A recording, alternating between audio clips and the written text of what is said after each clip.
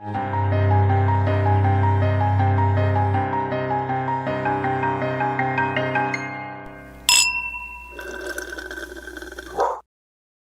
to And That's Why We Drink, where Christine is hidden, and I have to assume there's a reason.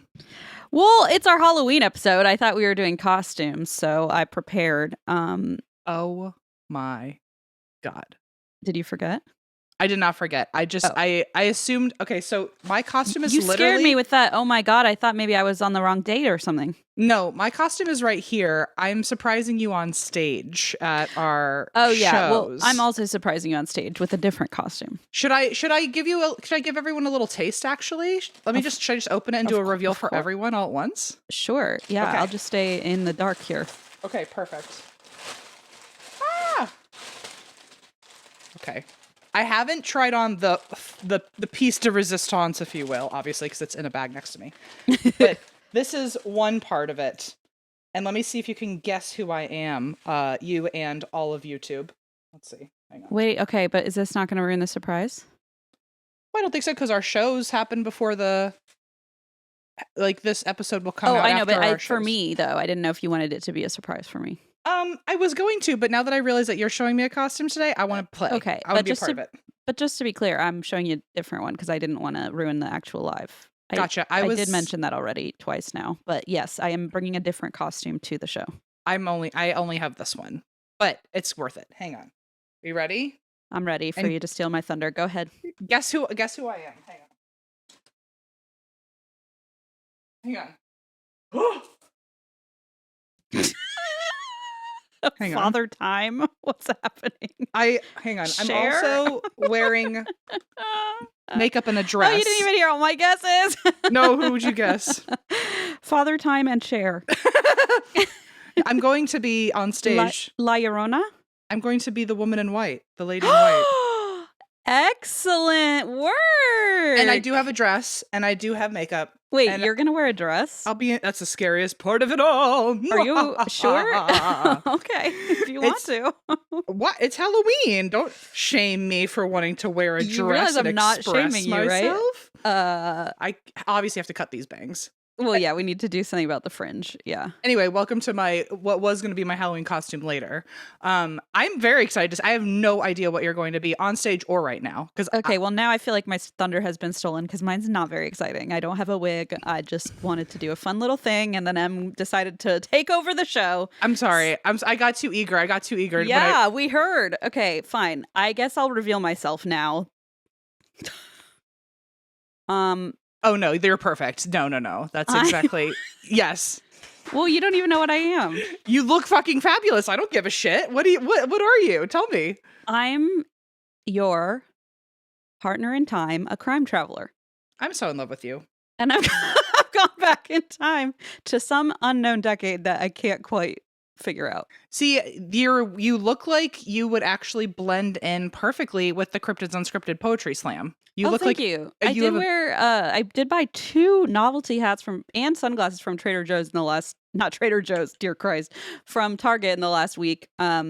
Because I just can't get the accessory game right. But yeah, I got my fuzzy bucket hat, and my retro sunglasses, my pearls. I don't know. And a flashlight that I stole from Blaze's nightstand because he actually has useful things in his nightstand. Christine, you're burying the lead. You know what's really selling it? What's that?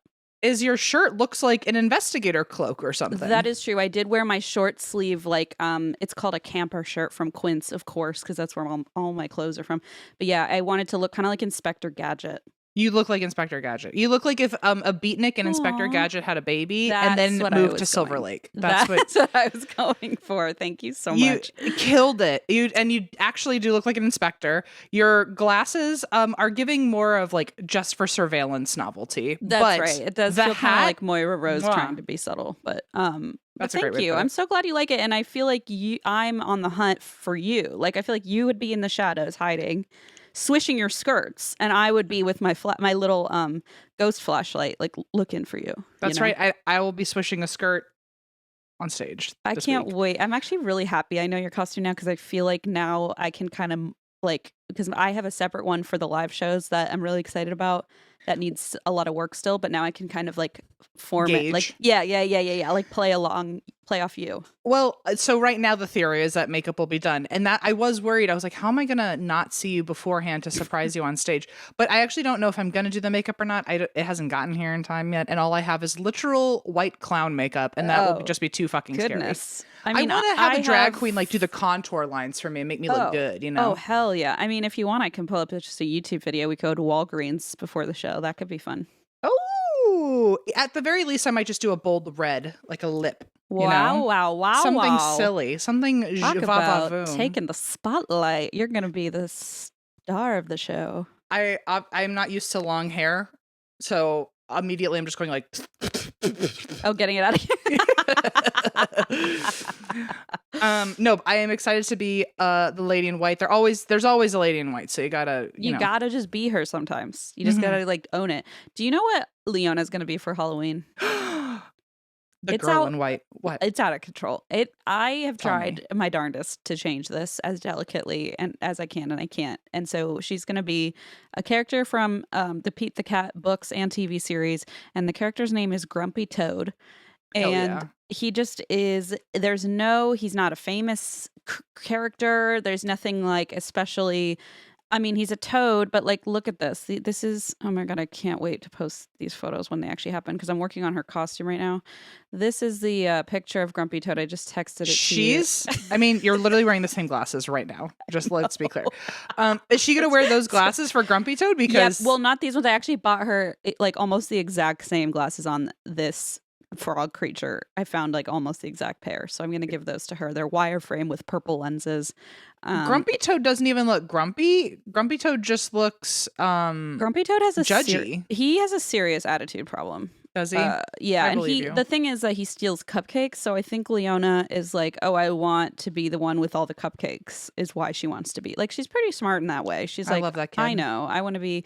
So that the one I sent you is a TV character. I want to show you the one from the actual book series because that feels like even more terrifying. No, just like, what are you doing? What is this? Here's a picture of him. Hell yeah.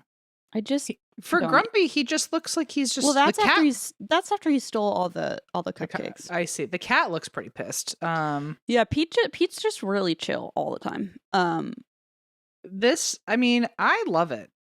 Good for Leona. I love that she's really stuck to her guns on this one. So she's found someone to inspire her. You know what? I guess that is a good way to put it. This is usually his go-to. He looks kind of like Patrick Star in the way of like kind of a mouth breather. Yeah, kind of a mouth breather. Sad eyes, big tummy. Yeah, exactly. Doesn't say anything particularly engaging or insightful. But yeah, this is Grumpy Toad. So that's Leona's costume. So it's going to be a weird year, but I'm ready for it. Perfect. Good for her. You and that hair. Every time I switch back to the stab, I'm like, ah! You know, I will actually like, this was me literally throwing it on just to like show you something. She will be styled. Oh, maybe. I can't wait. Do you want me to bring my curling iron? I was thinking maybe we do like a little Kardashian beach wavy thing. You know, like a. What if I got one of those cool crimpers from 1-800 from an infomercial where we bead the hair, crimp it?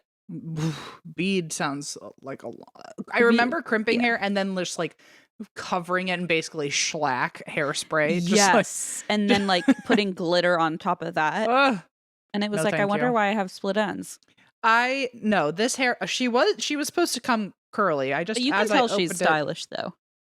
Has the ability. Yeah, you can tell she's ready for it. She was like $7, so she probably will fry the second. She actually probably it doesn't look $7. It's kind of nice. She has a better chance of maybe not being touched. I think I'm going to ruin it by doing something to it, but I will try also. So I do have one important question, which is when you Googled it or searched for it on Amazon, what was it being intended? Like, what costume did it display as like the intended costume, or did it just have the wig? Was it like here's your Father Time /Cher costume, or was it like just a wig? I think it was supposed to be like an actual wig that someone wears, like just for every day. But just they clearly picked somebody not meant for the role because she was like severely tan.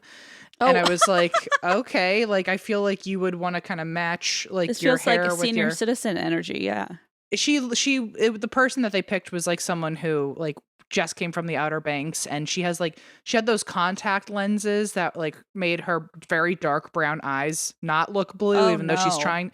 It was a weird. She sounds like a White Walker, like from Game of Thrones, the way you're describing with that wig. But this plus the contacts made me think for a second it must be she's shooting for a Halloween costume. It's gotta be. But she just looked like a person who's making some interesting choices. Okay, well, you know what? Good for her. If that's her identity, that's her identity. Yeah, good for, you know what? There was a girl in my sorority named Lori, and she went through that phase with like the contacts. Oh, yeah. Like, we feel like we all had a friend who did that, and you were like, all right, you just look at them, and it's like, you're not fooling anybody. It's like a startle moment. I always feel like it's like it's a jump scare. Yeah. Because I'm like, if what you're trying to convey is like you obviously don't want natural eye color to be present on you, then you're nailing it. But like, you can't possibly think I'm going to detail you to the police as someone with blue eyes, unless what? Unless you're supposed to say unless we're being fooled by some people and we just don't even know it. Like, what if I've always worn these and you didn't even realize? You know, what if we only spot the ones that are like not very well done, but like some people have very sneaky ones? You know, as the investigator of the day, I'm going to let you believe whatever you want to believe on that. Thank you. No, and it's always the people, I don't know, it's always the people that have those contacts that they always have like some fucking, like, I just always assume they were the kids who are like crazy, like party ragers. Right, like, because their eyes are purple. And you're like, what? Yeah, I feel like I'm like, are you still trying to? You're trying to let me know that you still have a little silly in you. Yeah. You're here. You're not here to just sit around. Like something. You're bringing a certain energy to the table. But Lori, she swore up and down that they were her real eyes, and I was like, please don't bullshit a bullshitter. That's what it got. Yeah, don't bullshit a bullshitter. You know what you do is like you wait till it's like 2 a.m. or like 11 p.m. whenever Lori's bedtime is, and like you're in her dorm room and you're like, oh, I just need to borrow the textbook. One of your and it's like as she's taking her contacts out, or in the bathroom, like the shared bathroom. You know, I'm sure she's been there with the contact solution. I should have just like slipped a 10 to her roommate and been like, what is going on in there? Yeah, I already fucking know what's going on in there. Exactly. It's like I just need you to confirm it for me. Yeah, just take your big Sony flip digital camera and take a big high flash photo so we can all see it for our very own eyes. Oh, do you want to see my new tattoo? More than anything on earth. Where did you get it? Friday, I went to Sister's Tattoo in Oakley, and bitch, on your body. Where did you get it? Oh, well, I want to give them a shout out also. But yeah, Lynx was my tattoo artist, and apparently listens to the show. Said she listens. We'll see if that's real or not. Cool. We'll see if she ever hears her shout out. This will be the big test, Lynx. The secret code is Lori's eyes. You better tell us what color Lori's eyes really naturally were, and then you'll pass the test. Yeah. But yeah, it took forever. It took like 6 or 7 hours, and poor Lynx was very pregnant. And so I was like, I was complaining, and then she's just sitting there for like 6.5 hours. What'd Here you it get? is. Okay. What the fuck? Oh my god. Is that from far away? It's a sloth, a monkey? What is it? I wish it was a sloth. That would be so funny. It's from far away. I just can't tell from far away. Sorry. Oh, hell yeah. Oh, I love that. It's a lioness and her cub for you and Leona.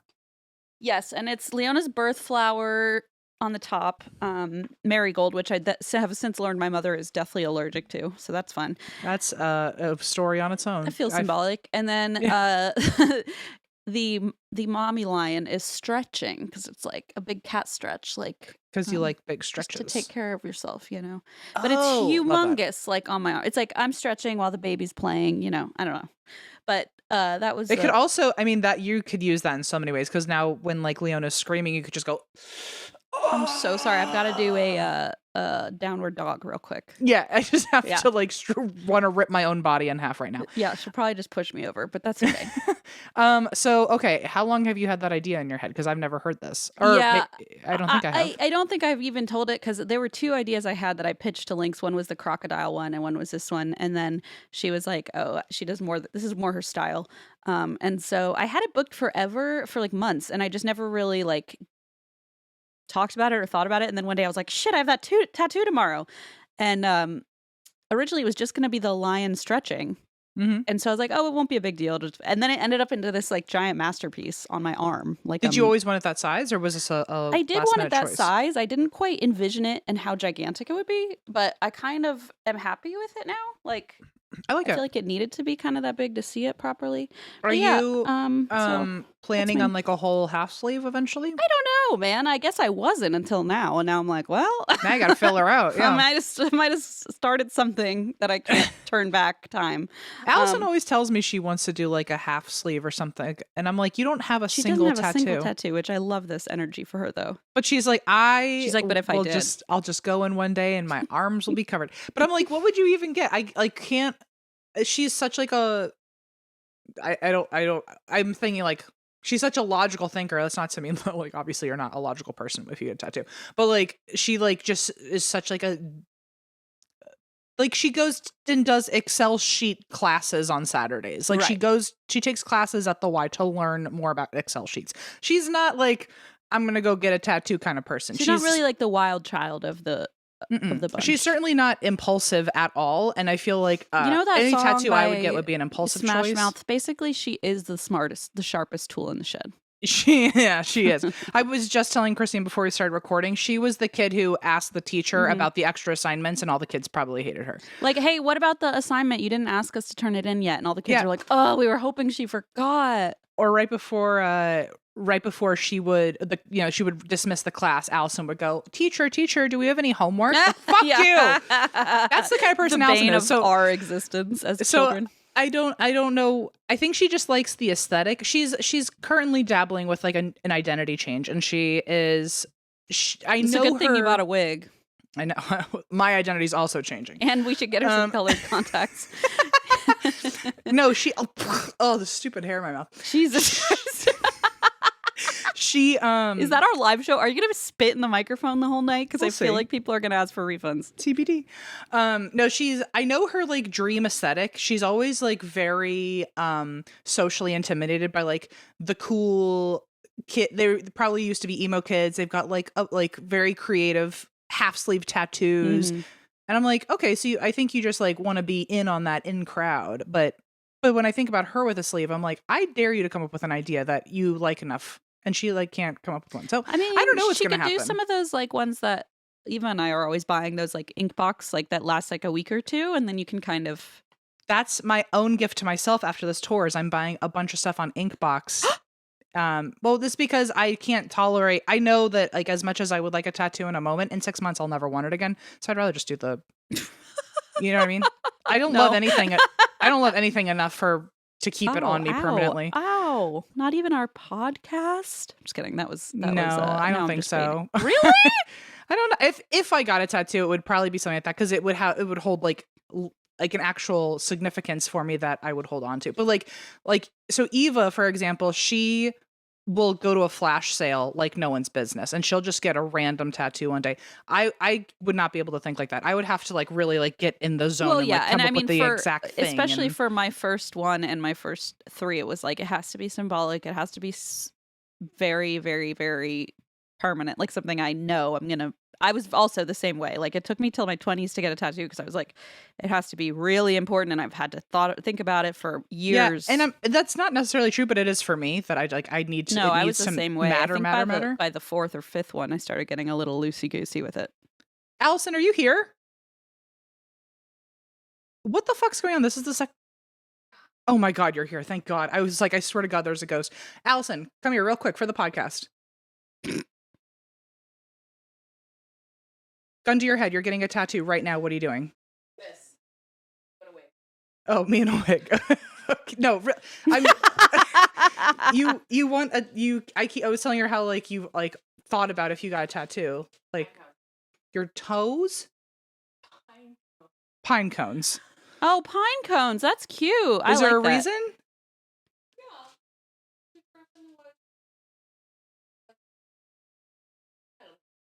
It sounds like a boxcar child. Alice was like, well, because I used to pick up pine cones as a kid. Yeah, I get it immediately. You don't have to tell me the reason. I know why you'd get a pine cone. I would love a pine cone tattoo. Also, she did grow up. She also just said this too, is that she grew up in an area that was like full of pine trees. Her dad to this day is still trying to chop all of them down. He'll never finish good. it. And she's like, hey, Dad, remember how much you hate these things? No, anyway, yeah, I don't know what I would get. I know I would want it with blacklight ink. Oh. Because like, why not? If you're gonna get a tattoo, might as well glow. I guess so. I would like maybe a flux capacitor. Oh, that's and pretty cool. Fluxes in black lighting. Yeah, I mean that makes total sense for you. Yeah. Yeah. What's your next one? My next tattoo? Mm-hmm. Oh, I would like to get either my Hum Hallelujah one of my Fall Out Boy lyrics / Leonard Cohen / childhood flowers from my childhood garden. Like, this is what I mean. Like, I also am like you, where I'm like, it has to mean something forever, you know. But then and that would be on my leg. But I also want to get a crocodile at some point. But this one was a freaking marathon. Was it painful? Not really, no. Okay, that's good. But it was a long day, so I think I'm gonna wait a little bit. And it's expensive. I'm proud of you. It looks very nice. Thank you. I appreciate that. I thought Lynx did a very good job. So if anyone's looking for, Lynx was one of those tattoo artists that I followed for so long, and then like she announced that her books were open, and I like had to like jump on. I was like having post notifications turn on to make sure I didn't miss it, and she finally picked me. You know, Lynx is either a chosen name or Lynx was named by other tattoo artists. Like, It has very tattoo vibes, doesn't it? Yeah. There's no way your name is Lynx and you don't do something. You clever. don't have tattoos or give them to people. Yeah. Yeah, I don't know. I don't know the answer to that part, but pretty cool. Really talented. I will say, I've told you this before. This will be the last thing I say. I know we've been going on about tattoos for a little bit. But now you can see that I plan on returning this hat. Let me turn it backwards. Here comes the tag. If I had to get a tattoo with you, I've said this for sure. It's that I would want to get our little Ghosty Guys logo. Phew, I'm so glad you said that, because I was telling Lynx all about it, and then when you didn't say it on this one, Lynx is going to be like, "Oh, Christine, you sucker! I was never going to get that tattoo with you." No, if I got it would either be our "And That's Why You Drink" logo, or it would be the Ghosty Guys. I think that would be cute to get like a little. I would like to get my Ghosty tats. Guy, and you get your skeleton guy, and then together they make the Ghosty Guys. Yeah, I kind of love that idea. And Em has always said, well, we have to wait till the podcast is over so that we don't go through a terrible divorce. It's true. I don't want to find out that there's like, I don't want to be tattooed and then like have a bad memory attached to it, you know? I get it. So don't fuck up, Christine. So when we're 99, we'll get those matching tattoos. Well, yeah, certainly after episode 1000 or whatever we just recently promised. Yes. If honestly, for our 1000th episode, I would totally do it, even if we have a nasty breakup. Let's what if 600 episodes from now we have a nasty breakup and we're still doing recordings at 1000? We just fucking hate each other now. No, I mean on episode 1001, if that's when the feud begins, I'll be okay. You're still happy to have gotten it. Okay, so I'll be like, well, that was 1000 weeks of my life. Okay, well, let's remember this moment. I really hate the way we look as we're making this promise for years down the line, but hey, at least we look youthful and our skin is probably glowier than it will be at episode 1000. It'll certainly be getting it's tatted. dewier for sure. It's dewier indeed. Okay, and before I guess no, not really. This is our And That's Why We Drink segment. The reason why I drink this week, I just want to beat you to it, is because last night I was at the Queen Mary and I thought of you the whole time. Wow, how was it? Well, little Jackie didn't show up and haunt us, so we're in the clear. That's so probably it for the went best. Well. Was it the jump scare thingy they do? What is that called? Okay, so it used to be called, It used to be called now? Here's the thing. It used to be called Dark Harbor, which is when it was good. Then it got bought out by Shaquille O'Neal, and he turned it into Shacktober, which I think he was trying to get people to call it Shocktober, but like we know your name's fucking Shaq, so that didn't work. I think Shacktober is actually pretty clever, I'll be honest. From the name, it's been bad. Like it was like Allison and I went the first year it was Shacktober, and we were like, we're never coming back here. It just was not. It was no Dark Harbor. Well, that's a hard thing to do after it's already been successful, to move on in, rebrand it, and then have people like it as much as they did. But before. if I were going to buy a business that was already insanely successful, why would you mess with it? I would be like, okay, I'm just putting my name on everything, and then not, like not every year, anything. I'm going to add one Shaq themed item until people don't even realize that everything's been swapped out for Shacktober. The long con, until everyone's saying September, Shacktober, November, and we don't even realize that he's taken over the whole holiday. But so yeah, he changed everything. It was like it felt more like a fair games, like carnival games the first year. I don't know if more like my vibe, which probably is not how it was before. Yeah. Even the jump scare houses, I mean, maybe we went on a bad day. Shaquille O'Neal, if you listen to our podcast, I apologize for the... Yeah, what the fuck? Hey, Shaq, I'm on your side. I want to be at this festival. But like the jump scare houses, they existed. Like at this point, they just shouldn't have had jump scare houses because the lights were on and literally nobody was home. Like, okay, I'm literally going to that event. It's the only Halloween event that's ever appealed to me. I wonder if it was supposed to be like an intro jump scare attraction for like kids or something. For but me like and all the truly, it children. was like, first of all, the line was like, or not the line, the attraction itself, like walking through it was like maybe like a 30-second attraction, and the entire time one person would like stand there and kind of wave, like not do anything scary, and the lights truly were like, it was not good. So then I think everyone kind of felt the same way because Shacktober is out and Dark Harbor bought it again this year. Oh, Shaq's gone. Shaq, He barely stood a chance. it did not land. And so after he left, Dark Harbor bought it again, which I would love to know the drama for why they even sold it to begin with. Mm-hmm. They brought it back, and I think they were like, okay, now we're really going to let everybody know this is not your fucking Shacktober event, and we're going to fuck it up. And it was the best version of Dark Harbor. Like, even old Dark Harbor. So they like doesn't topped compete. themselves. Wait, what if this was all a marketing ploy? They were like, let's pretend Shaq bought it and made it really shitty so that next year it seems extra good by comparison. Can you imagine the meeting they had with Shaq of like, okay, here's the thing. No, but You're what if gonna Shaq wasn't even suck. involved? What if they just pretended the whole time and everyone was like, and they maybe, were like, maybe it was "Oh." actually Shock the whole time. That's it was what I'm never saying. Shaq. It was Shocktober. Shaq had nothing to do with it. That was just a coincidence. Interesting. I mean, his face was everywhere, but that's AI, obviously. I was gonna say maybe they just like maybe that was just a really good lookalike. Well, yeah. So they ended up. I mean, I miss some of the jump scare attractions that they had. My only complaint is back then that they had like 9 jump scares, and now they only have 5. But the 5 are like twice as long. Like the first one we did was like a 10-minute walkthrough. Like it just kept going. And at some point I was like, are we still like, when does it end? When does this end? How long are they usually? In my mind, they lasted 6 hours. I don't recall the actual time. Like 2 or 3 minutes or something. In my brain, every one of those events took like hours to get through. No, these were so long that I actually like pulled out my phone at one point and I was like, oh my God, I forgot I'm still in this stupid thing. Like I just forgot. Let me check my stocks real quick. It just kept going, and it was all really good too. So anyway, well, that's good. Okay, that's a plus. I was there. It was fun. I got to look at it. There were signs everywhere about Jackie, who apparently they call Scary Mary instead of Jackie. Well, that's kind of rude. Whatever. Anyway, the Queen Mary says hi. Hello. Why do you drink? Ahoy, I say back. Oh, I'll let her know. I drink just because of Grumpy Toad and how I'm trying to scramble together as if we were at Target and I said, look, a Spidey costume. Wouldn't that be easy and fun to wear? And she said, no, I'm Grumpy Toad. And then she looked around and said, I can't find the Grumpy Toad costumes anywhere. And I was like, oh, girl. I know, that's tough. And so now I have to fucking hand make a Grumpy Toad costume. And I'm like, that's why I drink for Halloween. It does seem like she just has to paint herself green and wear a hat and some glasses. Yeah, and eat cupcakes. But I'm going to have to just make it look as close as I can. Like, I can't half-ass any craft that's easy. project. That's just a frog onesie, and you just get a hat and glasses, listen, right? Don't even worry. I've got it all figured out. I've got the green body paint. I've got the glasses. I've got the felt spots. I've got the, whatchamacallit, black paint for the frown. I've got cupcakes she can hold.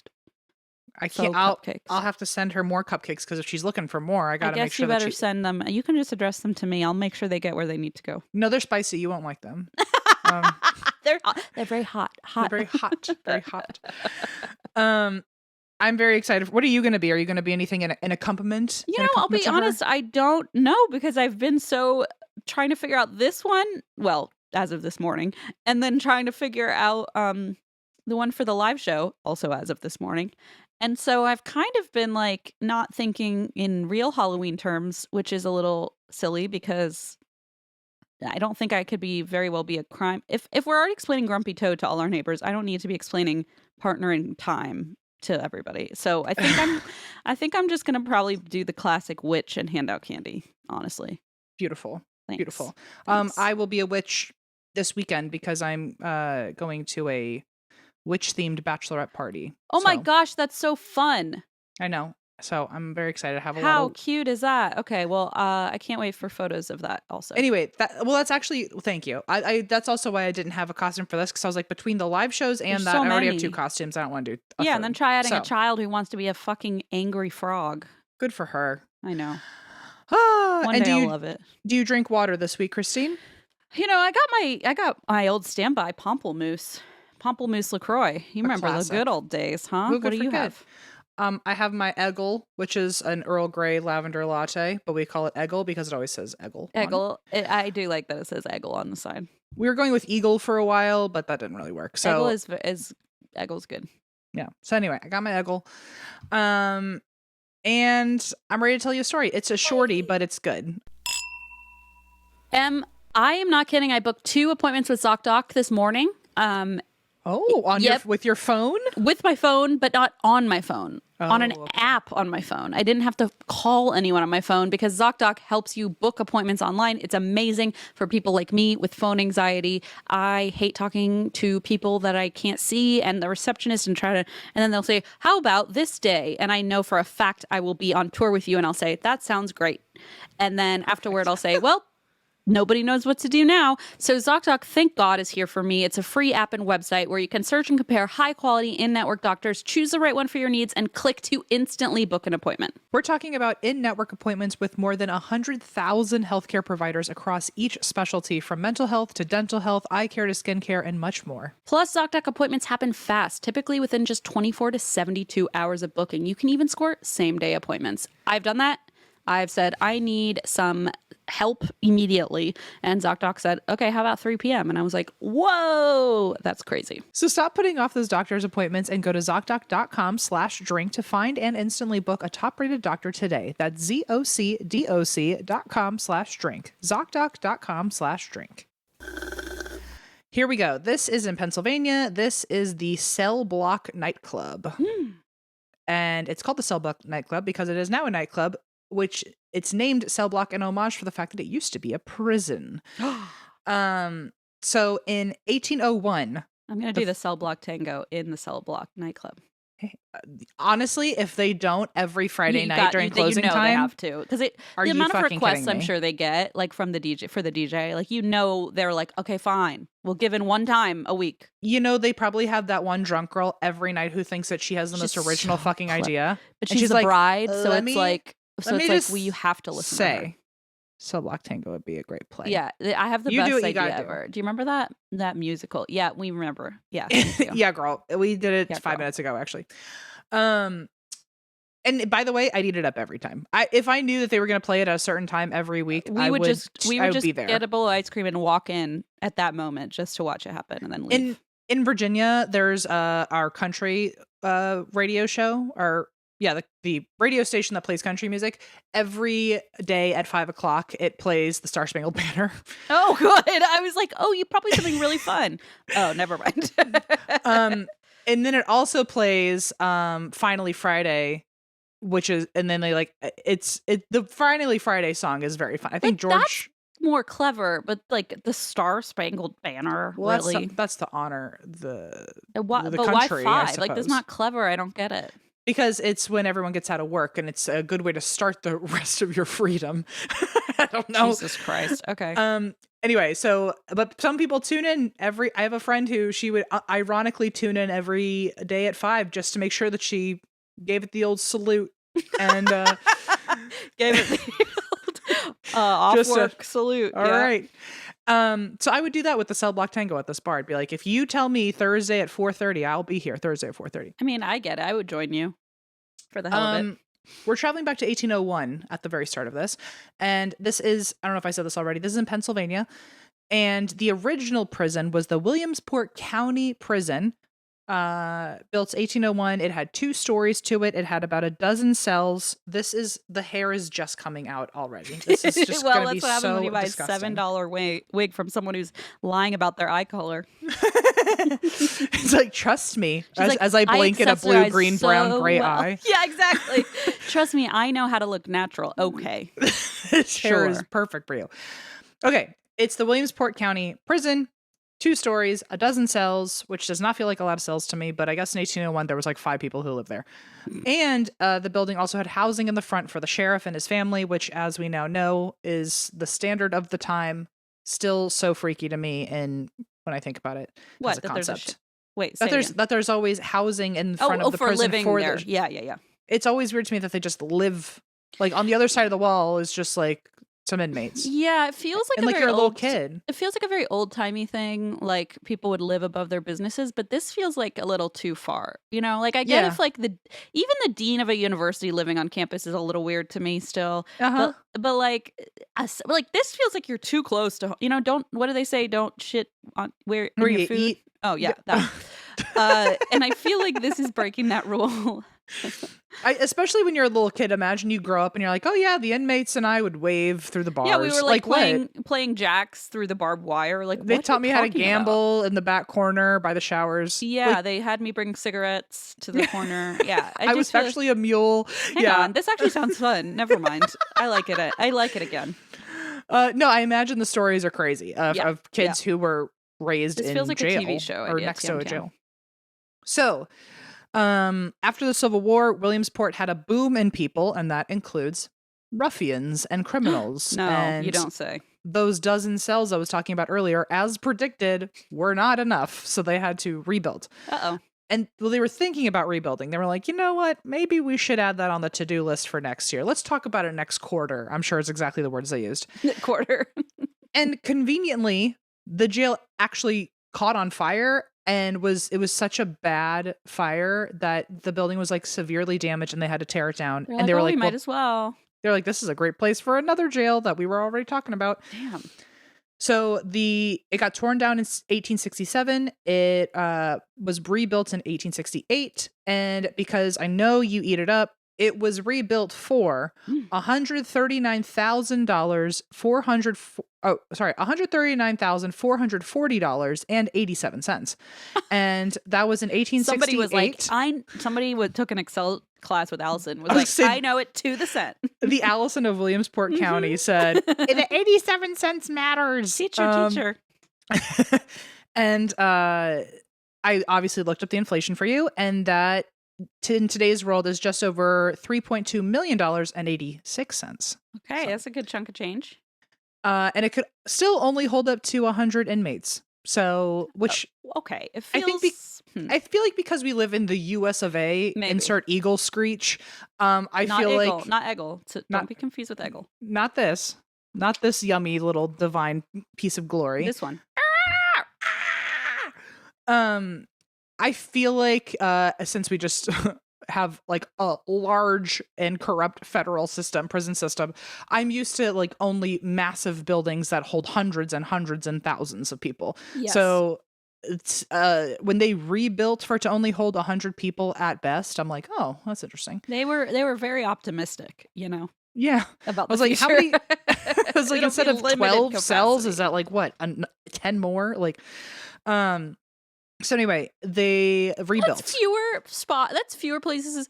That's fewer rooms than the freaking Margaritaville that's opening up here in 2026. Like, I think they're gonna have like 300 some rooms. That's wild. Yeah. I'm happy to know Margaritaville is still thriving somewhere because ours in Fredericksburg got taken down. Or no, we had a 5 o'clock somewhere, I think. Maybe they're moving it here because it's going to be the full shebang. Resort, 4 restaurants. Yeah, I'm coming opening night. I promise. Well, I know you're like, that I'm just booking you there now when you stay, right? Because it's walking distance from my house. Oy vey.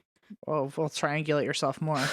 We've had this discussion already about the neon toucan in my window or whatever the fuck. Neon parrot. Okay, so 100 people can be there at best. Out of those 100 people, or I guess it was around for like over 100 years, so certainly held more than 100 people at some point. There were 7 hangings here when there was a death row, and eventually the 7 hangings, they were like, okay, we're done with hangings, and everyone did a sigh of relief because they thought that meant like no more death row. And they were just kidding, we've actually just installed an electric chair. So then there were electric chair deaths. Oh no. Of the 7 who died by hanging, 6 were men, 1 was a woman. I will say, fun fact, one of those 6 men who was hanged and the woman, they were executed together because they both were incarcerated for being in love, having an affair, and murdering her husband so they could be together. Holy shit. And that woman who was hanged was the last woman to be hanged in Pennsylvania history. Really? Really? Yeah. So, eventually executions did stop here altogether, and then everyone did a sigh of relief because, executions are done. Nope, it just got sent over to bigger prisons. So, Nice. if you got executed, they just transferred you. Or if you were going to be executed. And eventually, it just became a smaller and smaller county jail, probably because it fucking was so small. But I will say that's at least a change of pace for the stories I usually do, because they start as small jails and then just like turn into these mega complexes. They like start adding and adding and adding. Yeah. Yeah. This time around, they were like, okay, let's just move people out. And I think that's because the conditions were getting so bad that they were kind of gradually pushing people out anyway. Oh, okay. So in 1977, the inmates actually sued the county for how bad the conditions were of this jail, which how does that even happen? That's I don't wild. know. I mean, I'm sure you have to find, that feels like, I'm rewatching Better Call Saul. That feels like a very Saul Goodman case to take on. Love that like, show. I'll defend you, you know? 5 years later, a new jail was built nearby. So this jail that I've been talking about, closed in the 80s. Okay. Because it started as that first Williamsport County one. Then it got rebuilt after the fire to be the Lycoming County Jail. And now it's closed. And it's been a few businesses, but none of them really like stayed very long. And then in 2001. I wonder what business you can make out of an old jail with 100 cells, like a hotel. I feel like if you're not doing something that you lean into the architecture, it's not worth it. Like, well, you you're can't right. just have like a boutique hotel, but store. then I was like, wait a minute. No, there's not even like probably running. Like there's probably not even. Yeah, if the there's conditions jail were that cells. bad, Like there's just basically bars. you have and you have to totally if you're gonna do things like running water and air conditioning and shit, like you have to totally renovate So the why place. even do it? Yeah, I wonder what business. I mean, clearly they didn't work. So I was thinking what would be a very interesting take on it is like a library, like a big Gothic bookshop. Yeah, some other sort of federal building where it's like now we just have books in here. Yeah. I have heard of prisons becoming schools. LOL. Oh yeah, I have heard that as well because the structures kind of look the same sometimes. Where it's like, cool, we're just all trapped in here. All the emo kids when they're like, "My life is a prison." It's like, bitch, you're in a prison. But so anyway, it became a few things. I guess none of them panned out. But in 2001, it was sold to become the Cell Block Nightclub, which I appreciate the homage to the original name or to the prison history. I do too. And I guess I had forgotten about the nightclub aspect. And now I'm thinking that's actually the perfect thing to turn it into. Because you just turn the lights off. No one can see anything. Literally, you turn the lights off and you make everyone sign a waiver. Because if they bang their shins on all those bars, like they're going to break something.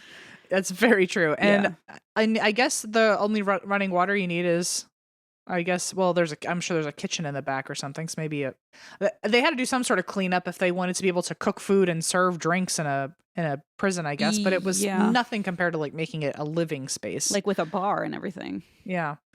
One of the things I found this as like an interesting take from one of the sources I read, that the nightclub, one of the ways that they wanted to make sure that they would guarantee not failing as a business like some of the others before them had, they decided, well, instead of focusing on just one group of people, they were going to, quote, aim for intergenerational clientele. And so even though, yes, it's a nightclub, they wanted there to be a different type of drinking experience for every group of people. So they have actually 4 bars under one roof. Oh, okay. So it's almost like a choose your own adventure type thing. Yes. So they have the main nightclub. So that's usually like the younger people. Then for the older people, they have an Irish pub. Okay. Which I thought was fun. They named it McMullen's because the owner's grandmother, her last name was McMullen, or she was an Irish woman whose last name was McMullen. And she actually ran a true actual speakeasy. And so they're like reclaiming the name of like, this is the actual bar you would have run if you didn't have to run a speakeasy. So cool. And then there is a space for live bands and live performances, literally called the Gallows because it's where the Gallows used to be. Oh, yikes. But also, how fucking like emo punk rock is that? I was gonna say, but how badass. Like, oh, this weekend at the Gallows. like headlining at the Gallows, you know. Come to the Raceway for the Gallows and performance. Then it's 5 p.m. We got Star Spangled Banner coming in hot as we gather around the Gallows. It really warms you up for the rest of the night because nothing else could be as slow. You know? Certainly not. No. And then the fourth one is there's a patio courtyard area and it's a tiki bar. So there's a little bit of everything for everyone. What town is this again? I'm sorry. Pennsylvania. This is Lycoming, Pennsylvania. Okay.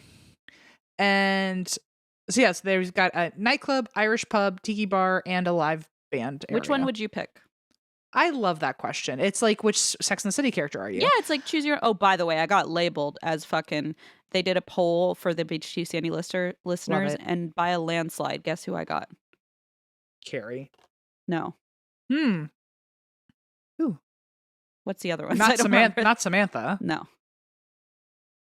I mean, one of the other two that I feel really bad for you for. Which ones? Say their names, because I don't remember. Oh, I originally guessed Charlotte, and you said no. Yeah, that's what everyone said. Well, so well, I don't get it. I don't know who she is. I just thought she was like the really like. She's the one with a lot of anxiety. Oh, I mean, they all kind of have anxiety, but okay, all right, okay. So yeah, you did mention that. That does fit. I thought it was just like she's just like the very anti-gay one or something, and I was like, I don't want to be that one. She's just she's the irony, which I told you last time. We said this in Patreon, but I will say, socially, I think you're a Charlotte. I don't maybe agree with that in all realms of your life, but I don't know what that means. I have no idea. Well, Charlotte is like the prude of the group. Yeah, that's why I was annoyed. I think because I'm like, I mean, I don't know. Yeah, you're no Charlotte 100%. Okay, got it. Okay, I'm glad you can confirm that because maybe I was worried I was having an identity crisis and I was like a huge prude and I just didn't. Did you like go to Blaze and you're like, am I a Charlotte? I did. Yes, I was like, help me, and then he was like, why are you wearing that fuzzy bucket hat and those weird glasses, you freak? You said because I'm about to investigate something, and I said that's all I needed to know. No, and then I said, take a look at my contacts. I have purple eyes. There's something wily to me, don't you think? That's like me trying to like overcompensate for being called a Charlotte. I'm like, no, look how crazy You're like, no, I am. I'm a partner in crime. I'm a time travel partner in crime. Inspector Gadget, very much. As a third party who knows you are not a Charlotte all the time. But okay. I do think in social spaces, you have the initial freak outs that she does. Okay. That helps so much. Thank you. Because all of a sudden I just saw everyone going, oh, she's obviously a Charlotte. There's no question. And I was like, what does it mean? What does it mean? So thank you. That clears it up for me. Because yes, I'm highly anxious in most scenarios. So yes, you also need a lot of explanation for a lot of things that other people don't. And Charlotte does that too, where she's like, explain, I don't understand. And I feel like I'm just stupid. Not stupid. I think you. Just kidding. No, Em knows I have a complex about being considered stupid, so I was going to put you on the spot and be like, "Oh, so you think I'm stupid?" And I went, "No, that's not what I think." And I don't think Charlotte was stupid. She was actually known to be like, I think she was an Ivy Leaguer. It's just like she's just like she's like also from like a rich family, and I think because she's so like prim and proper, the wiles of the sex world scare her because she's like, you know, she's very conservative. She's the most conservative of the I know, group. that's what makes me annoyed. Well, I mean, listen, if the people have spoken, okay? I'm not going to be like, I'm fighting back. If that's what I am, that's what I am. Maybe I just have to watch the show and figure it out. She just doesn't understand things she hasn't experienced. And I think they wrote her that way though. So that way they have to explain to the audience. I think she's the audience's confusion of things. Great. I don't know. Listen, it's not your fault. Apparently, this is how I live my life. So, I mean, you are wearing a pearl necklace, which is like one of her staples. So. Yeah, which is also giving me hives, and I've also saved the return sticker so I can bring it back to Target. So I don't think that's a very Charlotte move. She probably has real ones. Certainly not. She would never go to a Target. I can't be trusted with real jewelry. Well, sorry, to answer your question on which of the 4 bars I would be, please. I like to think I think my identity is. My identity, I feel like people would assume I'm more nightclub energy. I don't know. What energy do you think I am? Do you think I'm So there's an Irish pub, live music, nightclub, and a tiki bar? Yeah. I would guess tiki bar for you. But that's also because I feel like you've been to a lot recently, and there have been a few opening near you. So it might just be like the they are surrounding me. Effect. I'm not surrounding them. I think it's more of a proximity effect. And then you told me you like coconut and pineapple recently, so that kind of played into it. But I think energy wise, you strike me as nightclub energy. I think everyone would say I think a lot of people would say that, but I aspire to have Irish pub energy, but not in like I want to get fucked up Irish guy. More like I sit in the corner of an Irish pub and eat my shepherd's pie and everyone leaves me alone. Right, and you're like in the aesthetic of the Irish pub. Yeah, I get you. Like have you been to Lafitte's pub? Yes. Like that kind of an old ass haunted Irish pub. That's where I want to be too. Yes. I think I would be there with you. Thank you. But I do think you give Gallows energy. Finally, a label I like. You're like if Charlotte took a bunch of drugs and went to the Gallows, like that would be quite an episode. Okay, I mean, listen, say no more. Here I come. I mean, but I also think that's because I associate you with live shows.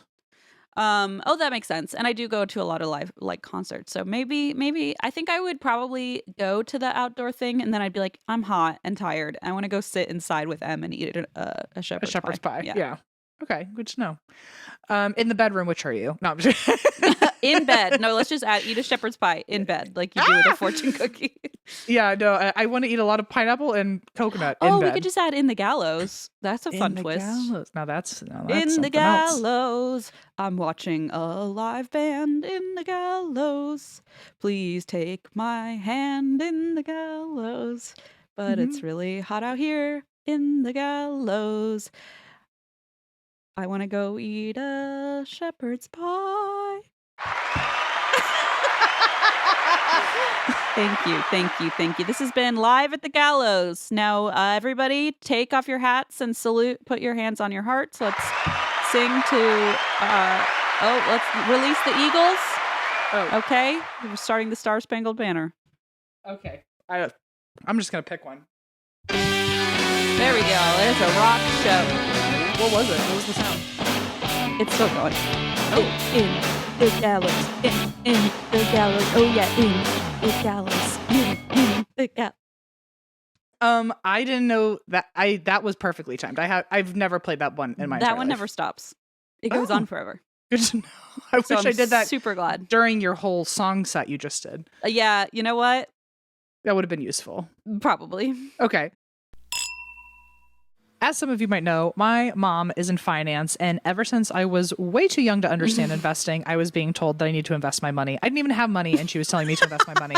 If I got a penny, she would say, invest that. Absolutely. And that's why today's episode is sponsored by Acorns. Acorns makes it easy to start automatically saving and investing for your future, Linda. Come on. You don't need a lot of money or expertise to invest with Acorns. In fact, you can get started with just your spare change. My mother would be thrilled.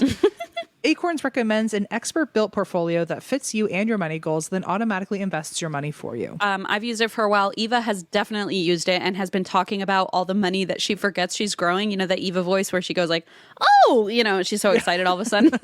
I'm so proud of you. That quite a lot. She does. Head to acorns.com/drink or download the Acorns app to start saving and investing for your future today. Paid client testimonial. Compensation provides incentive to positively promote Acorns. Investing involves risk. Acorns Advisors, LLC, an SEC registered investment advisor. View important disclosures at acorns.com/drink. Anyway, so those are the four. And of course, this place is haunted. So of the ghosts here, the most common character we hear about is a former inmate named William Hummel.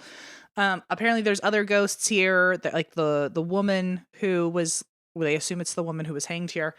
They hear her crying and screaming sometimes.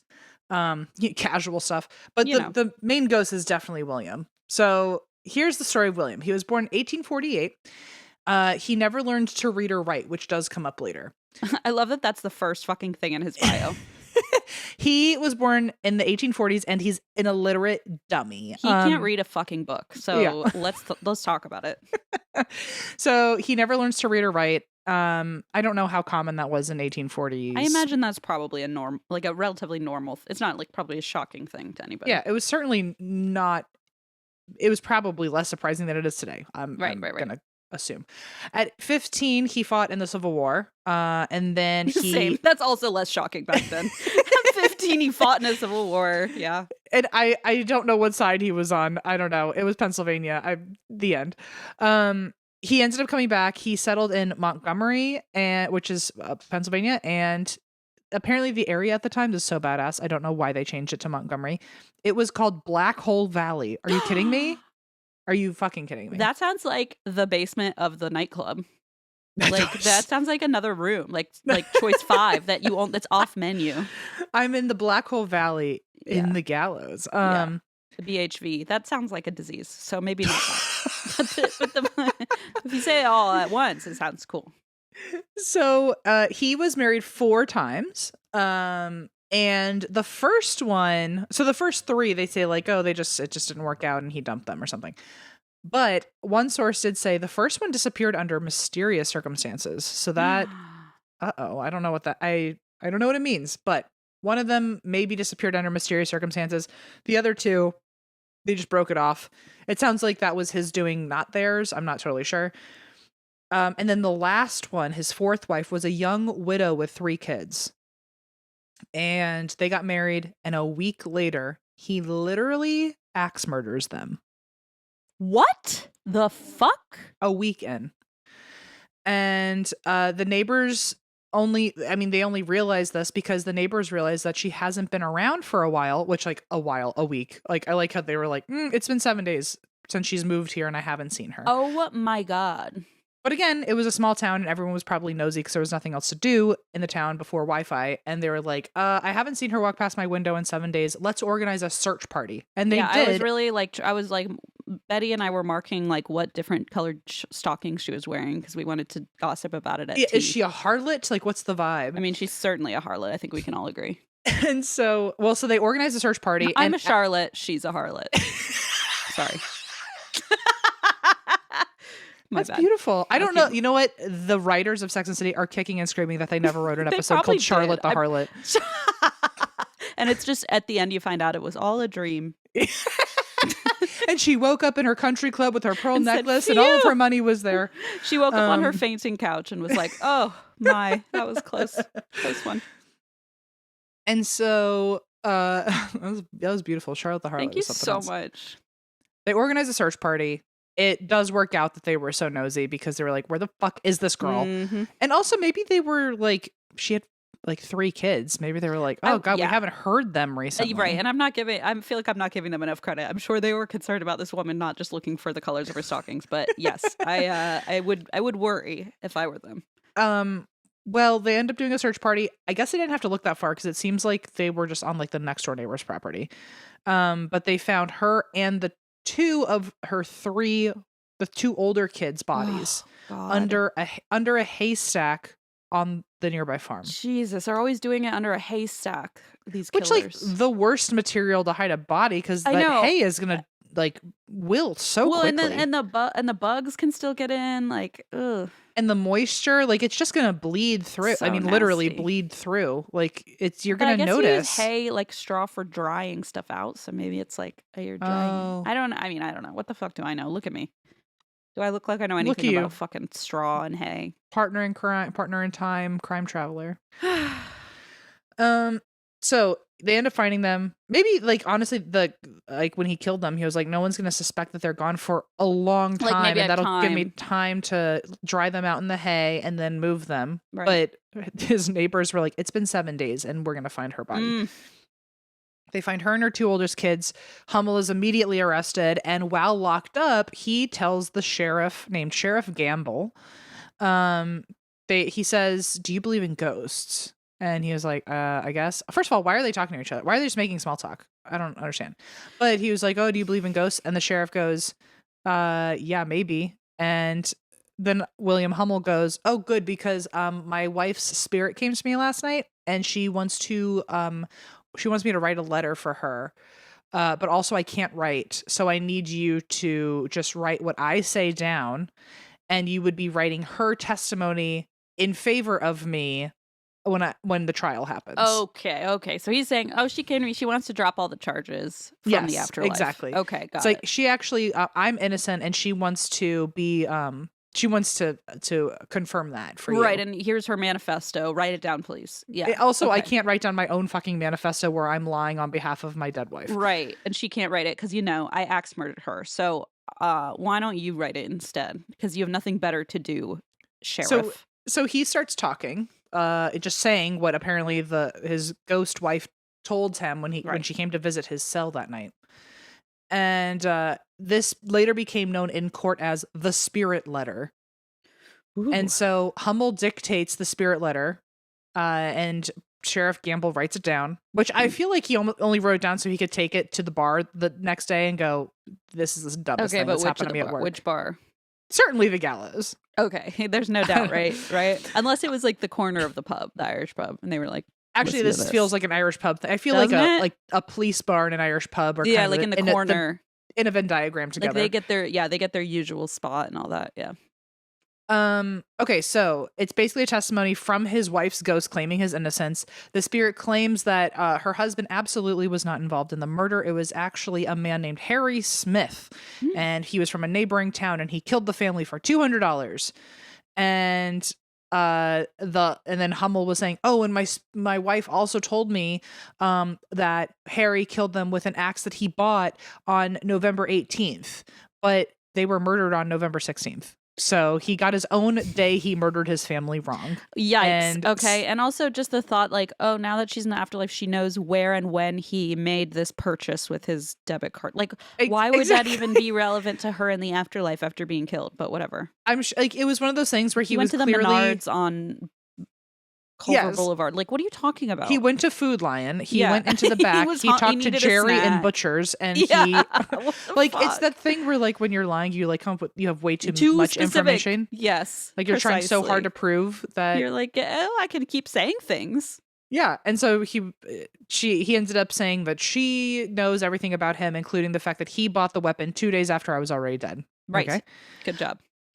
Then at some point I think he got his own like wires crossed, and now he was talking as if the spirit speaking to him was Harry and not his actual wife. So now he's speaking so Harry's also there? Okay. So it's so confusing because like Harry who didn't but allegedly killed the family, who's alive, why is his spirit now also... I was going to say he's not dead, right? Okay. No, he's just... I don't even know if he's a real fucking person. Right, we don't even... he might be like Harry Smith. Yeah. But he just starts speaking as if he is... Honestly, like he's fucking the killer. It's almost like he forgot that he was like playing a character of his wife, and he just started confessing. It's almost like he started confessing, and then he's like, but it's not me, it's Harry. That wasn't me confessing anything that I did. That was me confessing on behalf of the killer who is alive and also actually doesn't maybe exist. Okay. Do you know what I mean? This makes it's so hard to follow. Yeah, no, I mean it is, but like I get it, but like in real life I'm like, you're an idiot. Not to you, this guy, but yes. This is a quote he literally said, and then I'm sure the cop was like, "Are you confessing to this fucking murder?" And he went, no, this is a whole other ghost that actually also visited me. And he's alive, and he's very much real. Yeah, and he got the weapon 2 days ago. From Menards. Yeah, this is a quote from him speaking on behalf of somebody, allegedly. Okay. I liked the baby, but was afraid that people might hear her cry while I was driving away, so I knocked it in the head and killed it and took it and buried it. What the fuck? And then he went, oh, that wasn't me, by the way. That was not my wife also, but a different ghost who's not a ghost. And he liked the baby. Come on. That's yeah. So twisted. He was like, I didn't want to kill the baby, but I was afraid she'd cry while I was murdering. So then I had to kill her. It's not my fault that I had to kill her. Also, I didn't kill her. Like this guy's. But I'm Harry. Remember? Right. What? So then 9 days later, after this whole spirit letter was dictated for him or transcribed for him, William Hummel then goes to the sheriff again and says, "I actually need you to add more information to the letter." And Gamble's like, by all means, like the guys at the bar had a great time last time. Let's see where this takes us. Yeah, we'll add your amendments. Go ahead. And he said, well, the spirit actually knows where the baby's body is hidden because he only found my wife and 2 stepkids. Oh, no. So he's like, how do I get them to find the other body? Oh, I know. The ghost of Harry will tell them through me. Oh, he's so dumb. Okay. He said with this newfound intel, it would clear him since knowing the location of a body is something only the actual killer would know. And it's like, yeah, bro, you know, because you're the actual killer. What in the fuck? But he was like, oh, if He's I so tell you and dumb. it's on behalf of somebody else, then you I'll can't blame me obviously for be it. innocent. Yes. But like, why would I know it? Yes. Well, because someone just told me. It's not my fault. And again, about information being very specific, this is what he said. You tell me if this is like not obviously someone who knows the exact location of a body. Yeah, I wonder what I'll think. But go ahead and tell me. You will find the body in the Hummel's barn, 6 feet from the southeast door, 1 foot behind the horse, and 1.5 from the south wall, buried with its face down, covered over with flat stones taken from the wall. God damn. Goddamn, but also isn't that like, that's not a guess. That's a full knowledgeable admission. Like, if you were getting that information via Ouija board, that would take 15 minutes to type out, to like write out. Like, what do you mean? And if you miss one letter, you got to start all over again. Oh my gosh. You got to figure out where the spaces are. That's insane. I'm sorry. And then they put the baby face down and like specified that. Yikes. So then the sheriff went to that location, found the baby's body in exactly that spot, and then he went back to the jail and was like, we found the body. And then William Hummel was like, yay, the spirit was right. Like, I can't believe it. I'm a real psychic medium. I'm a psychic medium, so now I already have job security when I get out of here. And also, Thank I'm getting goodness. out of here. Yay. And they also, were I'm like, growing spiritually like you would not believe. Oh my God. This fucking guy. And so, sorry, William, you read the room wrong. He was immediately pronounced guilty after like 2 minutes or something from the jury. And then he was also ultimately hanged. His last meal, fun fact, was steak and eggs with toast and coffee. Okay, at least that's normal. Like, I feel like half the time we talk about a last meal, it's like a bite of an upside down apple. And that's literally, it. it's a mini muffin from the prison cafeteria. Like, really? Yeah. Can't we be a little more creative?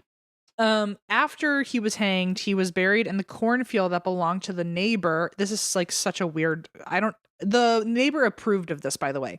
But that would be wild if they didn't, but go ahead. Oh, right. Yeah. But he was buried in the cornfield that belonged to his neighbor. But this is the same neighbor whose haystacks he buried his family under. Like when William killed these people and then hid them under haystacks. He buried them on the neighbor's property. Yeah. So the neighbor found out, oh, you buried your family under my haystacks, and so, now like, you're let's dead? Just add the rest of let's add you to the pile? I wonder if he thought it was like some sort of like poetic justice of like, oh, you thought the family would never be found, but they were. Now your body's stuck here. Like, that's all I can think of. Super weird. I wonder why. Yeah, it's very strange. So immediately after he was buried, though, people started hearing voices and footsteps back at the jail that he was incarcerated in. To a point, I mean, like the voices and footsteps were so fucking loud and all the time that people were not even rumoring anymore. They were like, what if he's like not dead? Like, what if he's actually in his cell? People were freaking out that like it was so obviously were there the people sounds in his cell also? No. Oh, it was empty. They were just like, something's going on over there. That's like, he's Creepy. obviously over there, even though hundreds of people watched him die. Well, and I'll be honest too, like, I feel like in that situation, you as a person who lives in this prison would know the sound of mice. You would know the sound of people fucking with you or scratching or snoring or whatever. So like, if you're like, no, I swear to God, I hear that guy that used to be there. Like, I would believe you. Not only were the inmates freaked out, but the people, like the correctional officers, were freaked out. Yikes. And like, even though they couldn't see him, they were like, I fucking hear something so clear. And it started like getting around town, and it got so many people freaked out that they literally like, what's the right word? After they dug him out, they interred. Wait, no. They dug him up. Oh, they exhumed the body. Exhumed. They literally exhumed his body just to make sure his body was underground because the sounds they were were like, maybe so he fucking scary. What? And then he walked right back into his prison cell. He's like, I'm out, so I know what to do. I'll go back to jail. No, it was apparently like there was a newspaper article that was saying like by candlelight or by lantern. They like, it was literally like out of a horror movie. And they're like, we redug his body. 30 or 40 people literally looked at his dead body and all confirmed with each other like, yes, do you see the dead body? I see the dead body. And then they just put him back in the ground. Jesus. But there were sounds that crazy for a long time in the jail. Of course, that section of the prison is now the gallows. I see. Which is why it's called the gallows. And it's where the stage is in the nightclub. Of course. Or in the live show. It's where the stage where the live bands perform. Okay. Now, as a club, people still report hearing voices and footsteps here. People also hear whistling from the basement, which is where Death Row was. Oh, And- cute. That's a good combo. and when Whistling from Death Row. Whistling from Death Row at 3 a.m. And when people Forget go it. down there, they feel an evil, dark presence. The staff often refuse to go down there by themselves, and the public is not allowed, and paranormal investigators aren't allowed down there either. People also see black mists downstairs, shadow figures dart around the corners, and kids say that they see a man there that nobody else can see. Apparently, one little boy specifically, there was like, you can rent out rooms for events, and he was like seen in the corner laughing and playing with someone, and no one was there, and he was like, "Oh, I was playing with the man." Forget Of it. course, it's a man, not like the little boy. Nope. The full-grown man. People feel cold spots, something touching them. People hear, like I said, a crying and screaming from a woman, and they think that's the last woman hanged in Pennsylvania. Sometimes people see items moving on their own. People hear conversations between several people and nobody's there, so they just hear a whole conversation happening. Apparently, glasses in the bar are found smashed on the ground, and the manager previously has looked through security cam footage to see what happened, Ew. and they will fly themselves off the counter and That's smash onto like the ground. What you see on Paranormal Caught on Camera, one of my Yes. fave like late night just to have it in the background shows. And Of I course. feel like that's the exact type of footage, like a bar in Pennsylvania and you see the glasses flying off. It's a Classic. so scary. Yeah. The thing that is the scariest to me, this is the last one I end on, is that the bar stools will all fall to the floor on their own. And there was one time where, like, I guess it was closing time and they were putting the bar stools up on the counters, and every single bar stool fell off at the same time. Like flew off the counter by itself. Okay, so then I wonder Off what of that a is. 30-yard bar. Yeah, I wonder what that is then. And was it like So a 90-foot bar. a wave of them, or was it like they literally all just like scooched out? I think they all like scooched violently. I wonder what that could or mean. tipped violently. Like, Whatever it is, I'm so glad I was never fucking there for it. that sounds. I would like have a assumed mess. it was an earthquake. I would have been like, obviously the building I just would have fucking assumed shook. I put the bar stools up wrong, incorrectly. I've been like, don't worry, I got it handled. Yeah. Anyway, at the Cell Block Nightclub, they say that paranormal investigators never leave empty-handed. That sounds. I don't know about that. That's the Cell Block Nightclub.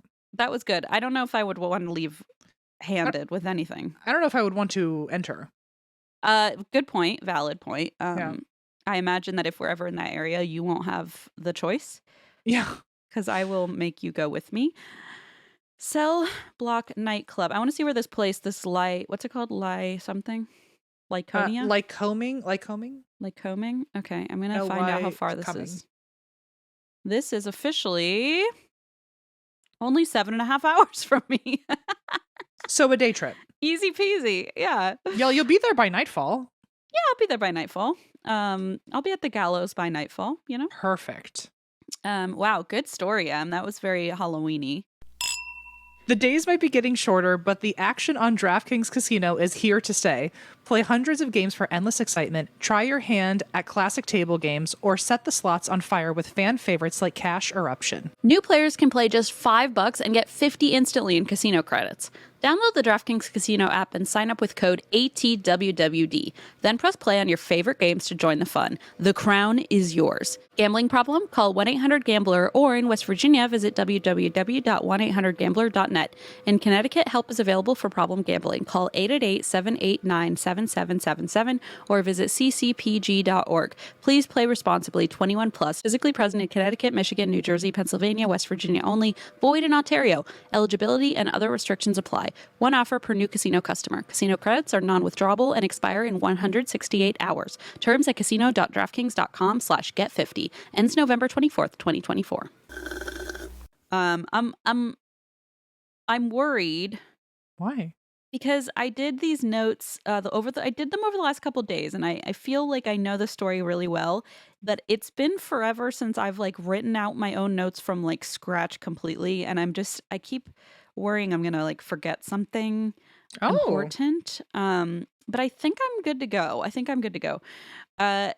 I'm excited because when I realized we were doing the Halloween episode today, I was like, I'm going to put my part 2. Remember how I had a part 1? Yes. last time. So this is the first time we're skipping part 2. I'm so sorry, but I wanted a Halloween story for the Halloween episode, right? That's so like so silly. Okay, great. I Let's do know, it. but I was like, well, that stinks if you're like, I just want to listen to the Halloween episode and then you can't listen to the crime story because like you haven't heard Right. part I 1. gotcha. So anyway, so I do apologize, everyone, but that we will get to part 2 next week. I promise I didn't forget, even though I can understand why you might think that. I'm also taking off my disguise because it's starting to get really hot, and I also feel weird telling a murder story in that outfit.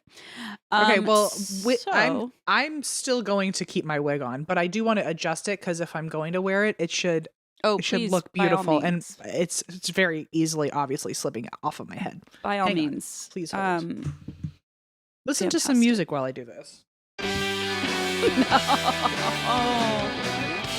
In the gallows. Oh, in the gallows. We're in the gallows. We're in the gallows. It's all Hallows Eve in the gallows. It's all Hallows Eve in the gallows. Oh yeah.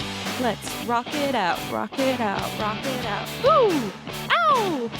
Oh yeah, let's rock it out, We're in the gallows, we're in the gallows on All Hallows Eve. Here we go. Please turn it off. I can't stand it. Thank you. We're done. Thank Christ. I Okay. realized that gallows and hallows rhymed, so I had a little thing going there. Oh, Gallows Oh, and now you Hallows from de- Charlotte the Harlot. Now you really look like Father Time. I know. I'm definitely have to figure this out before our show. We're gonna have to put some. I don't know, man. I mean, it's gonna be weird seeing you as a flamboyantly dressed woman in a few days. I can't really wrap my head around it. But That was supposed to be the surprise. I mean, trust me. No matter what, you could prep me every day until then, and it'll still be a surprise. So Okay, well, I feel very va-va-voom all of a sudden. So okay, excellent. right in time for a horrible, horrible story. But if anyone gets a little too bummed out, just look at my face, and you certainly won't feel. Maybe you'll feel disgusted. I I'll don't at know. least be distracted. I won't be disgusted. Nothing you could do would ever disgust me, Em. That is not a challenge, by the way. Okay. Are you ready for the story of the Trick or Treat murder from 1957? I sure am. All right, so it's Halloween night, 1957. Peter Fabiano, a well-known hairdresser in the San Fernando Valley, was home with his wife Betty Fabiano after a long night of handing out candy to innocent little trick-or-treaters. Mm-hmm. They head to bed. What time in your mind does trick-or-treating end? By the way, can I go get a glass of wine? Yes. Okay. Wow, we're both having so much fun today. Oh my God, I'm you just, have like, wine. really I feeling let my hair myself. down. I think it's in the back of my throat. Gross. Okay, I can't hear you. One moment. Okay. Let's get back to. Well, I was going to play the music and sing along, but I actually can't hear the songs that play on my soundboard, so I don't know how the music sounds. So let's play the music, and I'll make a sound. Here. Just playing the Oh God, it's music, back. Just playing the songs. I can't hear the beat. Oh, you so don't I even was- hear it. I was just guessing. Oh, was I I wish was I I could- on was I on time? Was I on beat? What was that? Okay. That's sorry. It keeps cutting out. So let's move on. Anyway, what time would you say is like okay? Like say now that you're a homeowner, when would you say is the time to be like okay, Bring the closing off, cauldron turning in. off the porch light, bring the cauldron in, Mm-hmm. like shutting the shutters. We're done. So Closing up interesting shop. because we've talked about this. I think we talked about this for our last Halloween episode, maybe. But when I went trick or treating, I always went out like weirdly early, or I don't know what the right time is. So I guess I expect trick or treaters to start around 5 or whenever the sun sets. I'll say that whenever the sun sets, and I would think it ends. I would be surprised after 10 at the latest, but maybe 9 it starts dying down. That's kind of what I think. I feel like different neighborhoods have different times. By I don't know if 11 you've- o'clock, if someone's knocking on my door, it's a robber again. in my head. Excellent, because the occurrence of this crime is 11:30 p.m. Okay. And that definitely comes into play because it is. I listened to. Actually, I watched it on YouTube, which was delightful. I never really watched podcasts on YouTube, so it was kind of fun. But I watched Murder with My Husband, and it was one of the only podcasts that have covered this. And she kept saying, like, they stole this holiday to commit this, like, they took advantage of this holiday by saying, like, oh, they'll open the door, you know, because they think it's trick-or-treaters. And it's so true. Like, it feels like a cheat code, you know? Like, it is. It's, yeah, I totally get what you mean. That's not, it feels like that's not how it works. You can't sully the good name of Halloween. No. By ringing the doorbell and knowing they'll answer the door just so you can. 100%. So it was 11:30 p.m. and they were in bed already. Like you said, it's way past trick-or-treating hour. There'd been nobody there for a long time. And then the doorbell rang. So my next question, which I think I now know the answer to, is would you answer? No. Yeah. Thank God for like Ring doorbells and shit. I know like nowadays, nowadays you can definitely check. But here's what I'll say. Even if they did have a peephole, he most likely would have opened the door because Peter goes downstairs. He's annoyed. He's like, God, like these who could goddamn kids. These kids are just up. Like, come on, seriously. Like, it's way too late. Can't they see? The lights are all off. And he sees someone in a Halloween mask. And so he thinks, okay, well, fine. I'll give them the rest of our candy. Literally the strangers. Isn't it? Isn't it? So he opens a door, and from upstairs, I kind of like thinking about it from Betty's perspective because she's in bed and she just hears. First of all, I would be like, Blaze, don't go answer the damn door. But yeah, like they can go to the next house if they want candy. Yeah, if they want candy. But Blaze has been in that scenario where he's like, oh, I'll just go check, and I'm like, don't you even begin to think about it, my friend. Like when we were staying at some motel and he kept wanting to open the door, and I was like, are you out of your mind? Like, we that's don't know male who's privilege. Out there. That is male privilege. It is truly just like you clearly have never been in this situation enough times to just. And then he had the audacity to say, well, Gio's here. And I thought, okay, I'm so glad he's there to sleep while you die. The fucking biggest liability of all is here. Oh, Gio's here. Please. You know what? You know who would be better here? Anyone else. Someone, anyone. I mean, he could have at least said, because this was during our cross-country move, he could have at least said Juniper's here. Because Juniper probably would claw the shit out of somebody who came toward him, but not on our behalf, right? Like neither of these animals would ever defend us. So in any case, I would not be letting Blaze open that damn door. But he's like, okay, it's Halloween. Like, I'll go check. He sees someone in a costume holding a bag, like the kind that trick-or-treaters had back then. They had these like paper bags. And from bed upstairs, Betty hears her husband say, it's kind of late for that, don't you think? But he goes to get the candy. And then all of a sudden, Betty hears a loud bang, a shout, and a car drive off. Oh, shit. So Betty rushes downstairs to see her husband laying on the ground. He had been shot with a revolver, and it was too late. He had died, or he was at least, actively dying. Actively dying. I don't know the best way to say it, but he essentially died on his way to the hospital. So it was too late. No. Let's just say it was too late to save him. Right. Oh man. So of course this seemingly random shooting like shocked the neighborhood. I mean, you imagine like a residential community being like, oh, on Halloween, some trick-or-treater just shot somebody in their doorway as they were handing candy out, you know? Well, especially because I assume at least like you're killing someone with an intent. Like there's like, are you going to break in and like steal something now? Right. Like, it just seems so random because it's like, oh, it's not a burglary. Right. Just like a shoot and dash. Yeah. Right. And so in the following days, of course, police are trying to get to the bottom of this. They decide to delve into the life of Peter, Fabiano, and Betty. And they discovered pretty quickly that the couple had actually recently reconciled after a separation. And now, oh boy. Okay. keep in mind also that this is the 50s. So, separations in a marriage are not as maybe socially acceptable as they are now. It's probably a bigger deal than it might be today. But as they start digging into the separation, they realize that Betty had actually left her husband for a while and moved out for another man, for another woman. Oh, another woman. Okay, see. Okay, now it's okay. I see. Sorry, I've got this stuff going on in my face. Okay, so do we know for sure that the person who shot him was a man?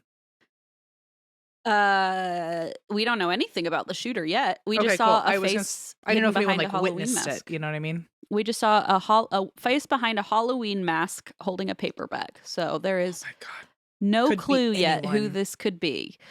So Betty had developed this close, somewhat mysterious relationship with a woman named Joan Rebel, who was actually a former employee at one of Peter's, her husband's, salons. So remember how I said he's a well-known hairdresser? He owns these salons. Yes. And one of his employees, or at least former employees, he had a terrible relationship with. He hated her. She hated him. They had a very contentious relationship. Guess what? Because they were in a love triangle with Betty.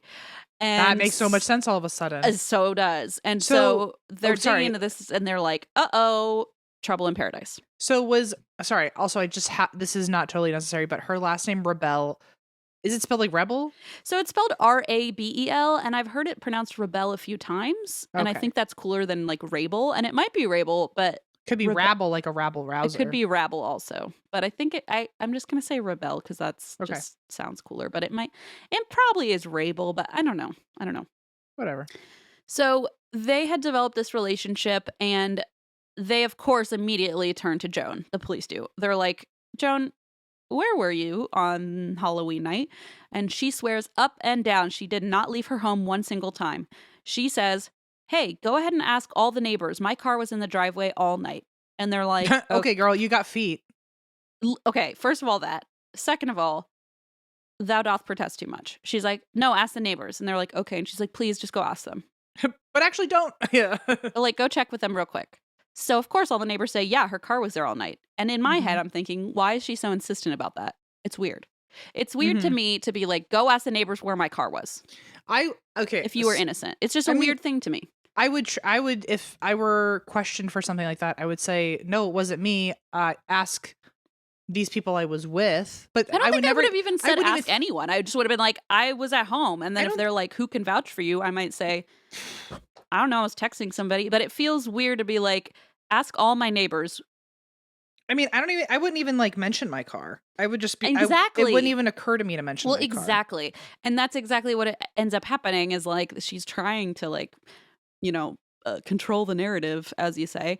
But so she's like, ask all the neighbors, they'll tell you. And so she was right. All the neighbors said, yeah, the car was in the driveway. And they thought maybe they had hit a dead end. That is until they asked one of her neighbors, the last one. They said, hey, we're just confirming everyone saw Joan's car in the driveway. We're just confirming. Did you also see it? Did you see it there all night or did you see it leave? And the woman said, no, her car was there all night, which I thought was odd because she actually asked to borrow my car that day. Oh, well, ding, ding, ding. I know. So it's like, interesting. Sometimes I wonder how you and I would respond if we were actually interrogation officers. Me too. Because if I heard something like that, the way you and I would gay gasp and hold each other, you do your Christine Claw on the elbow, you'd go, oh my God, that's a clue. Like, write that down, Eva. I would not be able to like Mariska Smooth. No. I wouldn't be able to just go, interesting. You and I would just have like a giggle fit and it would be so inappropriate. Like literally be clapping and jumping, going, we're so good at our job. Like, yay! Yeah. Oh my God, we're gonna get a gold star for this one. I'd be like, wow, everyone's gonna be so proud. No one saw this coming. No one saw us actually solving this case. Can you imagine what a plot twist in the story of our lives? Truly. Be like, can you please leave my living room? This is really inappropriate.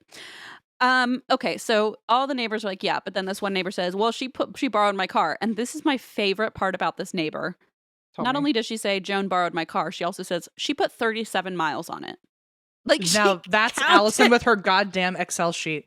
That's my stepdad with his obsession with like using energy efficiency to save the planet. I've never that's the girl you want in your corner to solve a crime, someone who notices every goddamn thing. The one time in my life, I was in college even, but I snuck out by claiming I was staying at my mom and stepdad's house and it was just me and my stepdad and I wanted to go see my boyfriend. So I lied and I said I was going to go to like a friend's house.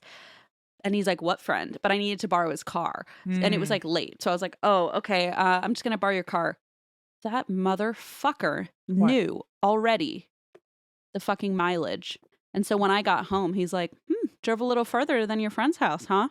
You know, that's actually such a genius move as a parent, though. I know, but because I was so pissed. I was like, I've never snuck out. I'm an adult. I'm not even supposed to be sneaking out. Yeah, no, that's crazy. But I will say, as if I were a teenager and got busted that way, I would have to go like, damn, you got me. Like, there's no. But that's when I realized maybe I am a fucking Charlotte because I'm sneaking out of the house at 21 years old. Like, get a grip, Christine. That is Come on. certainly of the four of them, that is a Charlotte That's move. really embarrassing. Wow. Anyway, the neighbor knows that this woman, Joan, borrowed the car, and either she's just very finicky or that's just a thing you did back then, but she knows there were about 37 miles put on this car. So police, of course, do the map of, from Joan's house to the Fabiano's house, and wouldn't you know it, it's about 16 to 18 miles, depending on the route, one way. You double that, guess what? You're just about 37. So they're like, we fucking got her. She definitely was the one who drove there in the car. So they're trying to figure out like how on earth they're going to pin this on her because she's still claiming she never left the house.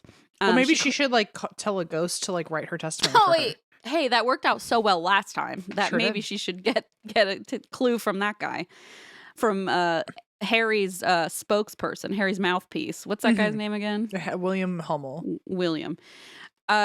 So as they're trying to kind of sort this out and figure out how they're going to nail her for this, police receive an anonymous tip phoned in about where the gun is. Somebody calls in. I still don't know. I'm so curious who this is, but somebody calls in and says, hey, there's this department store downtown and they have these like pay storage lockers where you can keep stuff. That's where you'll find the murder weapon. And then they hung up. Huh. So it was really just like a payphone call. Just it a was complete random, yes, like out of the blue anonymous call, as far as I can tell, because they haven't announced any other information. So police are like, okay, that seems doubtful that we'd go to like a Kohl's and find like a pay locker and find it in there, but whatever, I guess we'll check it out.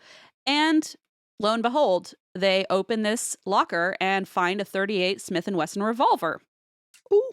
And because they have the bullet that, had killed Peter, they think, well, now let's match it. And sure enough, it matches the bullet that killed Peter. And they decided to trace a serial number back. And they're thinking, okay, Joan, here we come. And they trace it back to Joan. No, they trace it back to another woman, 42-year-old hospital clerk. Now get this, Goldine Pizer. Okay. Goldine. I just need to talk about that for a moment. So Goldine is the name of a Pokemon, I think. I do know that. I will say it's spelled Goldyne. Okay. That doesn't help. I love it. I think it's hilariously adorable. I'm going to show you a picture of Goldine, actually, because I feel like you need to see her to get the vibe. Because remember, this is the 50s. So, like... I will say I can already tell Goldine makes a great cobbler. Oh, and one of those Jell-O mold situations. You know it. Goldine has a recipe from every family member. You know what? I mean? I don't think you're wrong about that. Okay, first of all, I just Googled her name, and the number of weird podcasts, like memes and posts about this crime and I'm like, just show me Goldine. Somebody show me Goldine. So I don't have the photo offhand, but I will get it to Megan, or more likely Eva will. I'll forget and Eva will find it and we'll post it on social media if we can find it. But I do have a photo. Oh, Wine and Crime has covered this story. See, that's the problem with our show and Wine and Crime, is that we don't label our episodes with the name of the crime or the story. So like when I'm Googling, podcast episode about this, ours and Wine and Crime never come up because we have like, so I guess they did this in Halloween Crimes in episode 143. Damn, so I didn't even get to listen to Wine and Crime on it. Oh well, I'll listen also, to it I like later. that theirs was also this was their also Halloween episode. Yeah, that's a really good point. So yeah, unfortunately, if you want to know what topics we cover, you have to go to our website and there's a search bar for yes, exactly. Then you have to search for it, which is fine too. But okay, actually, I don't want to send you the picture of Joan yet because it has some spoilers. Okay. Okay. So right. So I'm still wondering who the Deep Throat guy was, who was like on the phone saying this is where you'll find the gun. We don't know. Okay. Anonymous tip. That's why they didn't take it seriously. Not that they didn't take it seriously, but police didn't really like bet on it. They were like, okay, like we'll check it out because it's the only lead we have. And they were honestly shocked that it actually led them to the murder weapon. Like they thought maybe this was just a prank call or something. Or what have you. Yeah, exactly. So they traced this gun back to 42-year-old hospital clerk Goldine. And I don't care what anybody says, especially M. I think it's a great name. So who the fuck is Goldine? Let's get to it. They have to figure out now what is it? A love rhombus all of a sudden? It's got 4 points instead of 3? So was she also cheating on woman number 1 with woman number 2? Well, let's find out. We got to get the red string out because that's what they had to do. I love it.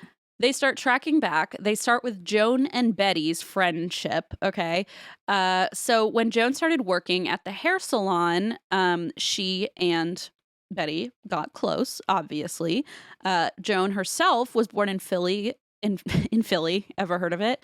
In yeah, Phi girl, it's in Town. Pennsylvania, Ever heard of Lycoming County. Ever heard of it? Yeah, ever heard of Lycoming Nightclub? So Joan was born in Philadelphia, PA in 1917, and she had a lucrative career as a writer and photographer, which at the time was not the norm to be kind of a make your own type of money sort of career woman, especially self-starter, especially with such like an adventurous career. She sailed around the Americas and she would take photos. And so when she arrived in the San Fernando Valley, she had recently gotten divorced. We actually don't know much about her divorce story, but we do know she had previously been married. And she came to San Fernando Valley and she was looking for work after her divorce. So she started working at the hair salon, and she and Betty, who's, Peter's wife, the owner's wife, became close friends. And she was basically welcomed into their family. The couple both really liked her. And so when Peter and Betty kind of started having some conflict in their marriage, Joan was there as a shoulder to cry on. Joan was there, to comfort her. And Joan was there to offer some living arrangements when Betty decided to leave her husband. What, come sleep in my bed with me and we'll kiss? I guess so. Okay. Hey, girl. Listen, they don't kiss and tell, but they definitely moved in together and got really, really close. Okay. They were chumming it, as you say. They were chumming it. Amen. So Peter understandably felt really rocked by this and uneasy and like threatened by the intimacy of his wife and this woman that worked for him. The LA Times actually described the pair's relationship as, quote, abnormal, which in the 1950s meant homosexual. Well, yes, obviously. Which in the 2020s means gay. Gay. Big fat gay, yes. Yeah. Who says homosexual? Homophobes, I think, only. Anyway. No, they just say homo. Oh, yeah, true. Yeah. Well, only if they're trying, but if they're trying to be understanding, they will say homosexual to try and like show how cool they are, Obviously, yes. My mom recently tried to say queer, but she didn't know if it was like still a slur. She was like, oh, she was sorry. Like, you keep saying it, so I think it's okay. I'm like, well, this feels like a slur, this whole conversation. So I'm threatened either way, whether it's a slur either way, or not. I hate it. Maybe we just change the topic. Yeah, you've put me on the defense. Thanks, Mom. I also want to mention real quick that a lot of this, in addition to that episode, is from True Crime Edition. A lot of it is from True Crime Edition. They did, I think, I read a lot of articles, but I think that was the most like in-depth one I found. Okay. So Betty eventually decided that she would move out of Joan's apartment and back in with Peter because she really wanted to save her marriage. And as you can imagine, Joan was not thrilled about this, especially because Betty moved back in with Peter and told him that she had been having an affair with Joan. And I think he sort of knew that because she moved in with her and was like very intimate with her. But was like, just in I case, gathered that for sure. Yeah. Just in case he hadn't read the room, she was like, hey, just so you know, I had an affair with Joan, but I'd like to save our marriage. So she moved back in, and Joan was not fucking happy about this. And on top of that, now Joan was enemy number one of both Peter and Betty, because Peter and Betty were like, okay, she is a threat to our marriage. Even though Betty like had a fling with her, had a relationship with her, she's actively a threat now. So we're cutting her out of our lives.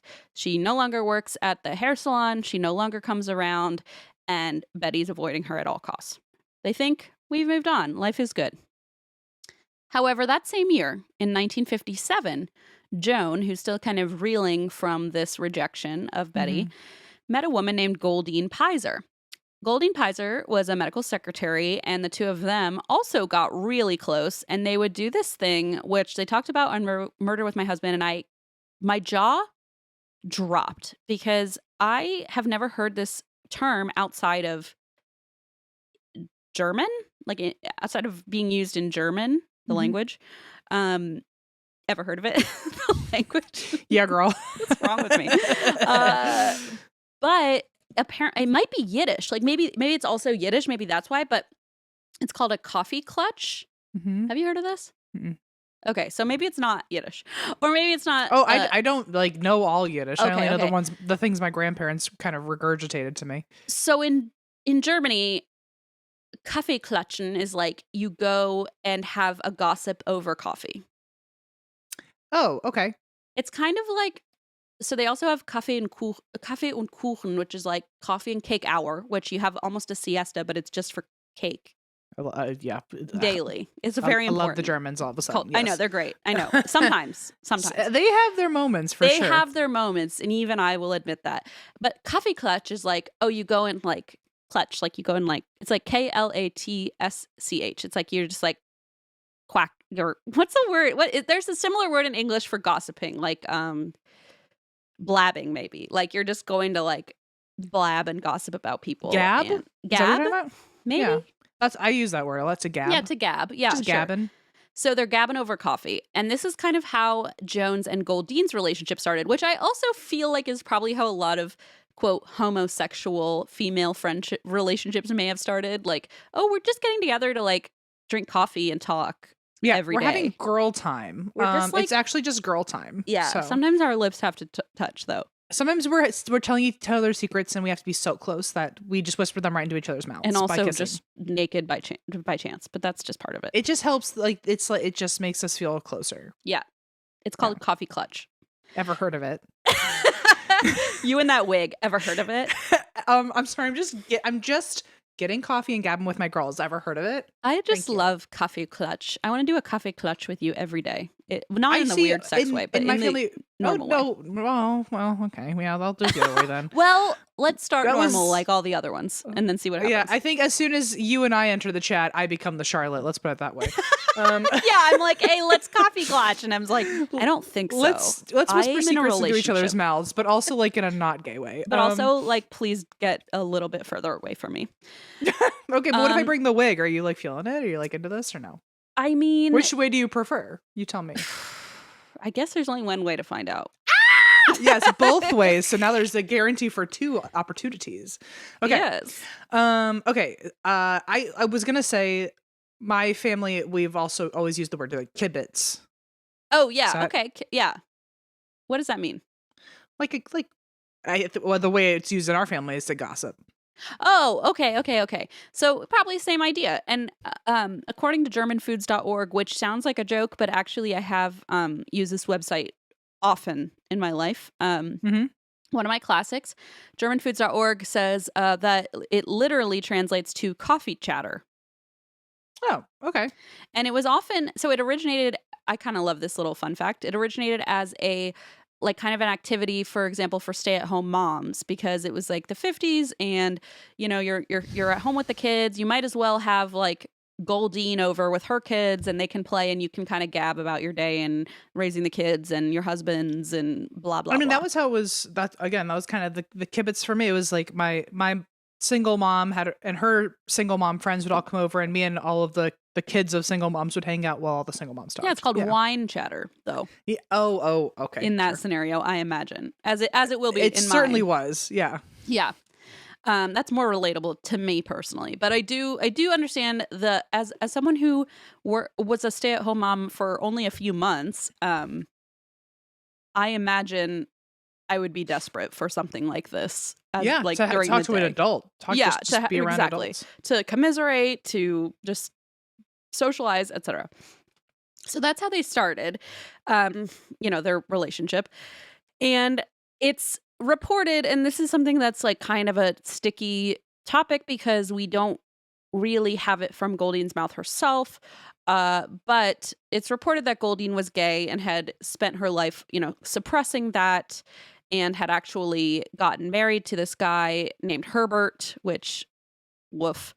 And then apparently recently had divorced him as well. So on top of potentially being gay and having repressed it, and now she's also newly divorced, just like Joan has been divorced and is out of a relationship. It sort of felt like a perfect storm brewing. Mm-hmm. So it was during these coffee clutches that Joan started speaking about this guy, her employer, and his name is Peter Fabiano. And Joan just tells poor Goldine how horrible Peter Fabiano has made her life. What a terrible, terrible boss he is. What a bad, evil man. What a harmful person. Essentially, do you see what's happening? I see what's happening. Okay. I don't know if I'm giving the right clues or not, or if I'm being too subtle. You're driving the right clues. Okay. Essentially, Joan convinced Goldine that Peter Fabiano, who conveniently she didn't mention was also married to her lover. Her lover, right. So conveniently left that part out. But convinced Goldine, that Goldine should basically do anything for her. Goldine later said, I was so smitten, I would have done anything in my life for this woman. So Joan's sort of taking advantage of that. Mm-hmm. Well, not sort of, fully taking advantage of that and trying to convince Goldine that there's this like evil man on the planet that is just harming Joan daily. And what are we gonna do about it? So, yeah, you can probably see the writing on the wall, but ultimately Goldine ended up buying a .38 Smith & Wesson from a shop in Pasadena. She claimed she just needed it for personal protection, so they gave it to her. She then agreed to Joan's plan, which was that she was going to murder this man and save not only Joan, but the poor woman that Peter just happens to be married with, who's being abused daily and being like harmed and being XYZ. Right. This guy's the devil. Mm-hmm.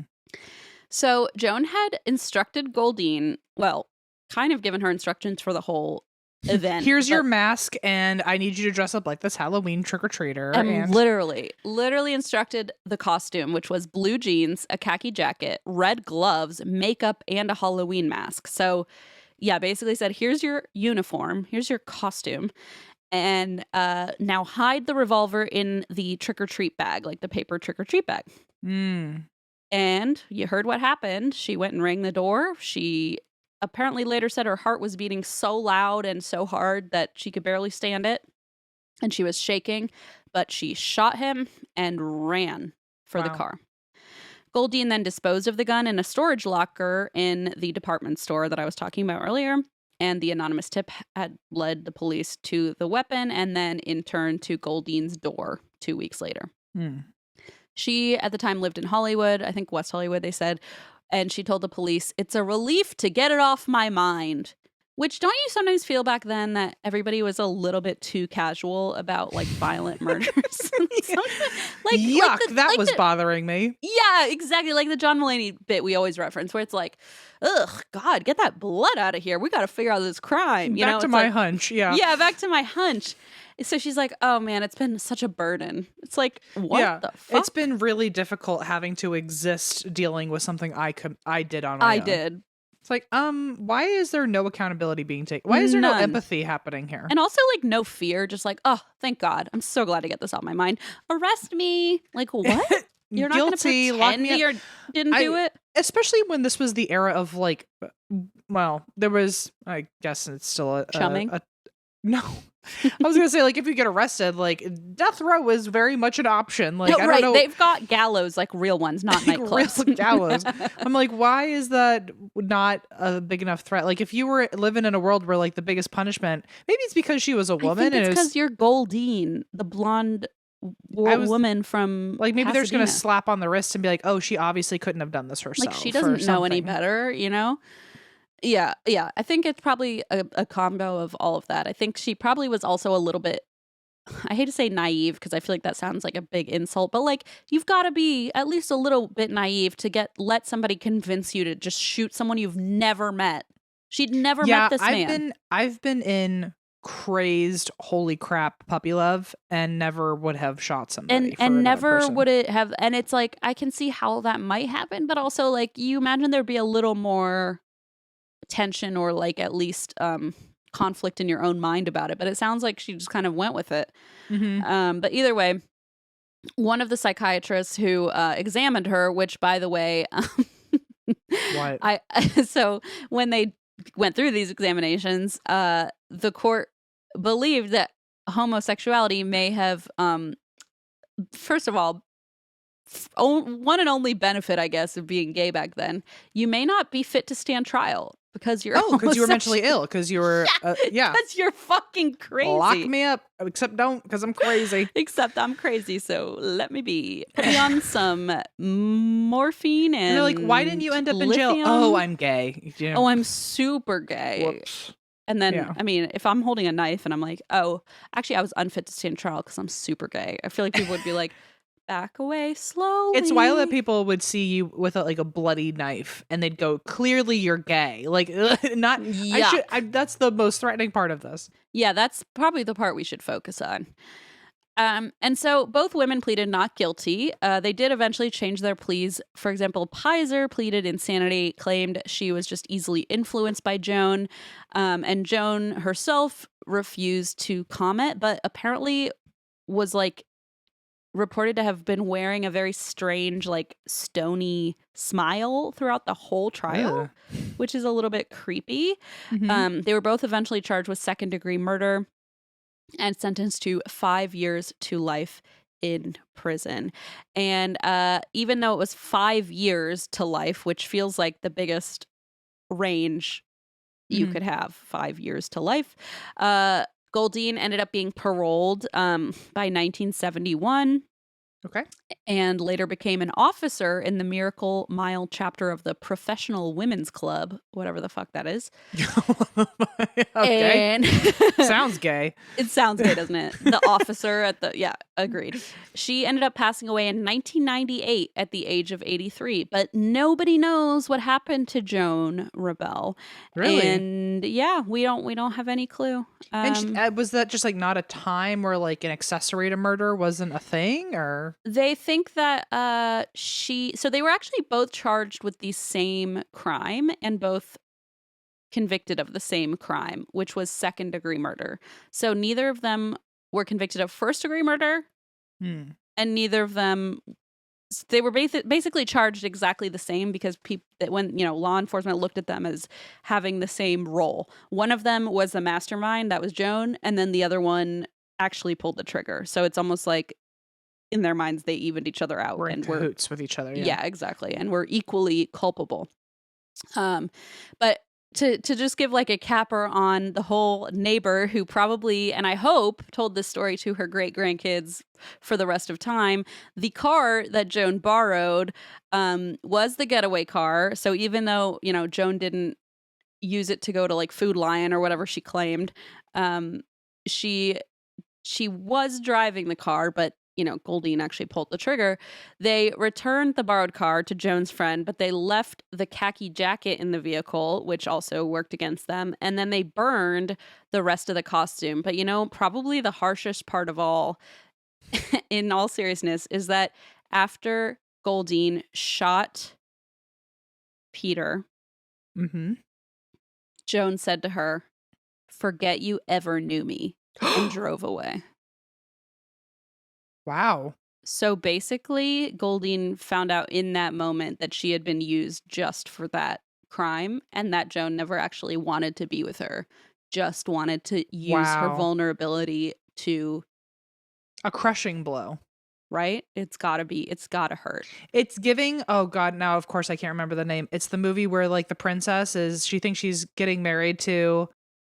Is she a princess, or she's like the daughter of like a famous diplomat, and she thinks she's getting married, and then she finds out on her wedding day that he was just always her security aide, and like that they were not supposed to get married. Okay. Princess Someone Diaries? knows what I'm talking about. I have no idea. It's not Princess Diaries. Well, Someone whatever knows. it is, It'll be in the comments. I want to watch it, whatever it is. So let me know, folks. Like they end up having to like leave there's like a I've never seen safety. that. There's is it like a kid, like a grown-up movie? I remember or kids movie? I remember like it being at least for a teenager. Like I remember it crushing me when I was like, oh, he never loved her. He was just hired to protect her. Shut the fuck up. Someone's gonna know what I'm talking about. I It'll be in see the comments. that movie. And I will also add, we talked briefly about like how because they were homosexual, they were not fit to stand trial because they were so fucking insane and gay. So fucking gay. Yes. So fucking gay. I want to also add that they basically painted this in the media as Joan being the almost like Svengali, like luring her in, and having this like kind of almost mesmerizing power over Goldine. And so that kind of led to the media sort of sidestepping any like actual deeper look into like, oh, these women who were trapped in the confines of heterosexual marriages, and obviously all of that went over everybody's head. And they were like, oh no, like this evil Joan woman had like scary eyes with purple and hazel contacts, and she convinced all the women to turn away from their husbands. Right. And so it was a little bit like, of course, but what else do we expect? And they would call them abnormal and deviant and all that good stuff. But either way, this became known as the Trick or Treat murder, and that is the story, a little gay Halloween story for you. Thank you, because it's never fully Halloween if it's not gay, and it's not ever fully gay if it's not Halloween. Certainly. So, well done. It was worth pushing the part 2 to next week, I think. Okay, good. I'm glad. I wanted it to be kind of a standalone episode. Yeah. No, that's I will say you'll have to definitely give us a previously on next week because I won't remember that story at all. Because I won't either. Okay, so great. I think we'll both need it. That was lovely, Christine. I mean, it was terrible, but it was lovely. Well, thank you. And I feel like glad. I dressed the part for some gossip today, for some gay gossip. I was basically in drag the whole time, so that's lovely. You were Father Time drag. Father Time is when this also connects to my mouth, and I go yes. Yeah. To be fair, that actually would add a lot to the Father Time character. As it is down, it definitely looks more like some sort of Cher drag. I don't see Cher, but I do see. But I don't know what Cher looks like. So in my head, I've just decided it, and I think I don't know the difference. Yeah, I don't know who I resemble, but I gotta say you look like the woman at the corner who has goats in her suburban backyard and is trying to sell chicken eggs and honey to people from her front yard, even though you live in the suburbs. And why are you doing that? I have a lot of those bowls that make that meditation dong sound. That's exactly right. And you do wear a lot of, the clothes that like Lily Tomlin wears. Yeah. I mentioned Mother Earth a little too often. Too often. It's like, I just right, say like, it. spirit is connecting with you, and like nothing's happening. Yeah. And it's like, is it? Yeah. Yeah. I only drink like herbal tea leaves, and like I know exactly who you're talking about. I see them at a lot of art fairs around here. Yeah. Mm-hmm. Yeah, I have a horse that like I'm way too into. And it's like, you don't have room for that horse. Why do you have a horse? Mm-hmm. But we share a house. We share a bedroom, actually. Well, I'm glad. Sometimes we kiss on the lips. It's just what. Sometimes we tell secrets into each other. We're having a coffee clutch together. It's fine. Can I get one more look at the crime traveler partner in time? Yeah, thank you for asking. I love that you thought of that. That was such a niche, obscure reference. Do you know what I did? I went into our Instagram and I looked at our tagged photos, and I just started scrolling for any like fan art or like mentions, and I saw like a bunch of cryptids that I considered, and then I saw partners in time, and I was like, that's fun. I'm at Target, and I was already at Target, so I thought, why don't I just buy some weird retro stuff? I still love that reference. It's crime travelers, partners in time. Favorite. And a couple people have made fan art, and I was like, this is so good. Like, I don't know what we're gonna do with it, but I feel like we should do like a film noir old spy movie or something. I think so. Something, right? Like, I feel like it's rife for At some Content. point, there needs to be a shirt that says "Crime Travelers Partners in Time." I know. We have to make it perfect. I'm trying to think of how I we'll know. do it. Isn't that the worst thing about us? It's like it has to be perfect, or Yeah, else it we just can't shouldn't just exist at all. half-ass it. It's not going to work. Just like I can't half-ass a grumpy toad. It's just not going to be. It's not going to make me happy. Well, this was our 7th Halloween together, and I was trying to think of what to dress because I've done Zach Bagans, I've done America's Hurricane Shifter, I know, I've it's like done we're running Leona. out. Remember the year she was going to be born? That I was dressed as so Leona. upsetting because she was in my belly and you were just there with a giant bottle. And I loved every second of it. And now I I've know, been Lady I know. in White. I've been something else. The year you were Leona, I was a mummy because I was very Mm-hmm. pregnant and I just wrapped myself in toilet paper and I put googly eyes on my stomach. And Mhm. then that was a year you were Leona. So that was extra upsetting that we were both kind of leading into that. And then you were the Hurricane Shifter. And I was Mothman that year. Mhm. You I were was Zach Bagans when and you I were was Tina Belcher. Tina Belcher, which was just more of a me thing. And then what were the other ones? There was something else. I wasn't Lemon. Oh, I I was was I Lemon. was Xenon. You were for- Xenon and I was Lemon. That was probably our best. You showed up. I have videos of Allison driving you down the road to the That's Where We Drink apartment where we were meeting, and I went and I was "Oh screaming, my-" "Who's honking?" Yeah. And I literally have a video where you can hear me go, "Oh my fucking god!" And M shows up with this fucking insane Xenon. We gotta maybe you know what we should do. Why don't we do, unless you have a plan already, but for our Yappy No. Hour, we could, or for our coffee clutch, our coffee app, we could Our go, kibitz. our coffee kibitz, we could go reminisce, maybe, Yes. I don't know, and like pull up those photos, because wow. Oh, that was the year that we also got kicked off our live stream for watching Ghost Yes. Adventures and commentating. Good times. And we were having the best time, and then they kicked us off. Oh, well. They Anyway. haven't done that on TikTok yet. It doesn't seem like they cut people off for that, so maybe we just Yeah, move it's to so TikTok. rude. I know. So let's try that. Let's do that. Well, happy Halloween. I hope everyone gets their favorite candy. You deserve it. And I hope nobody knocks on your door past 10 o'clock. And if they do, don't fucking open it. Don't open it. Especially if you're a man. Can you like not tell your girlfriend to relax when you decide to go check on the door, please? And can you Thank not rely on your dumb dog to save you? Because he won't. He's not Lassie. Thank you so much. You're welcome. And That's why we drink?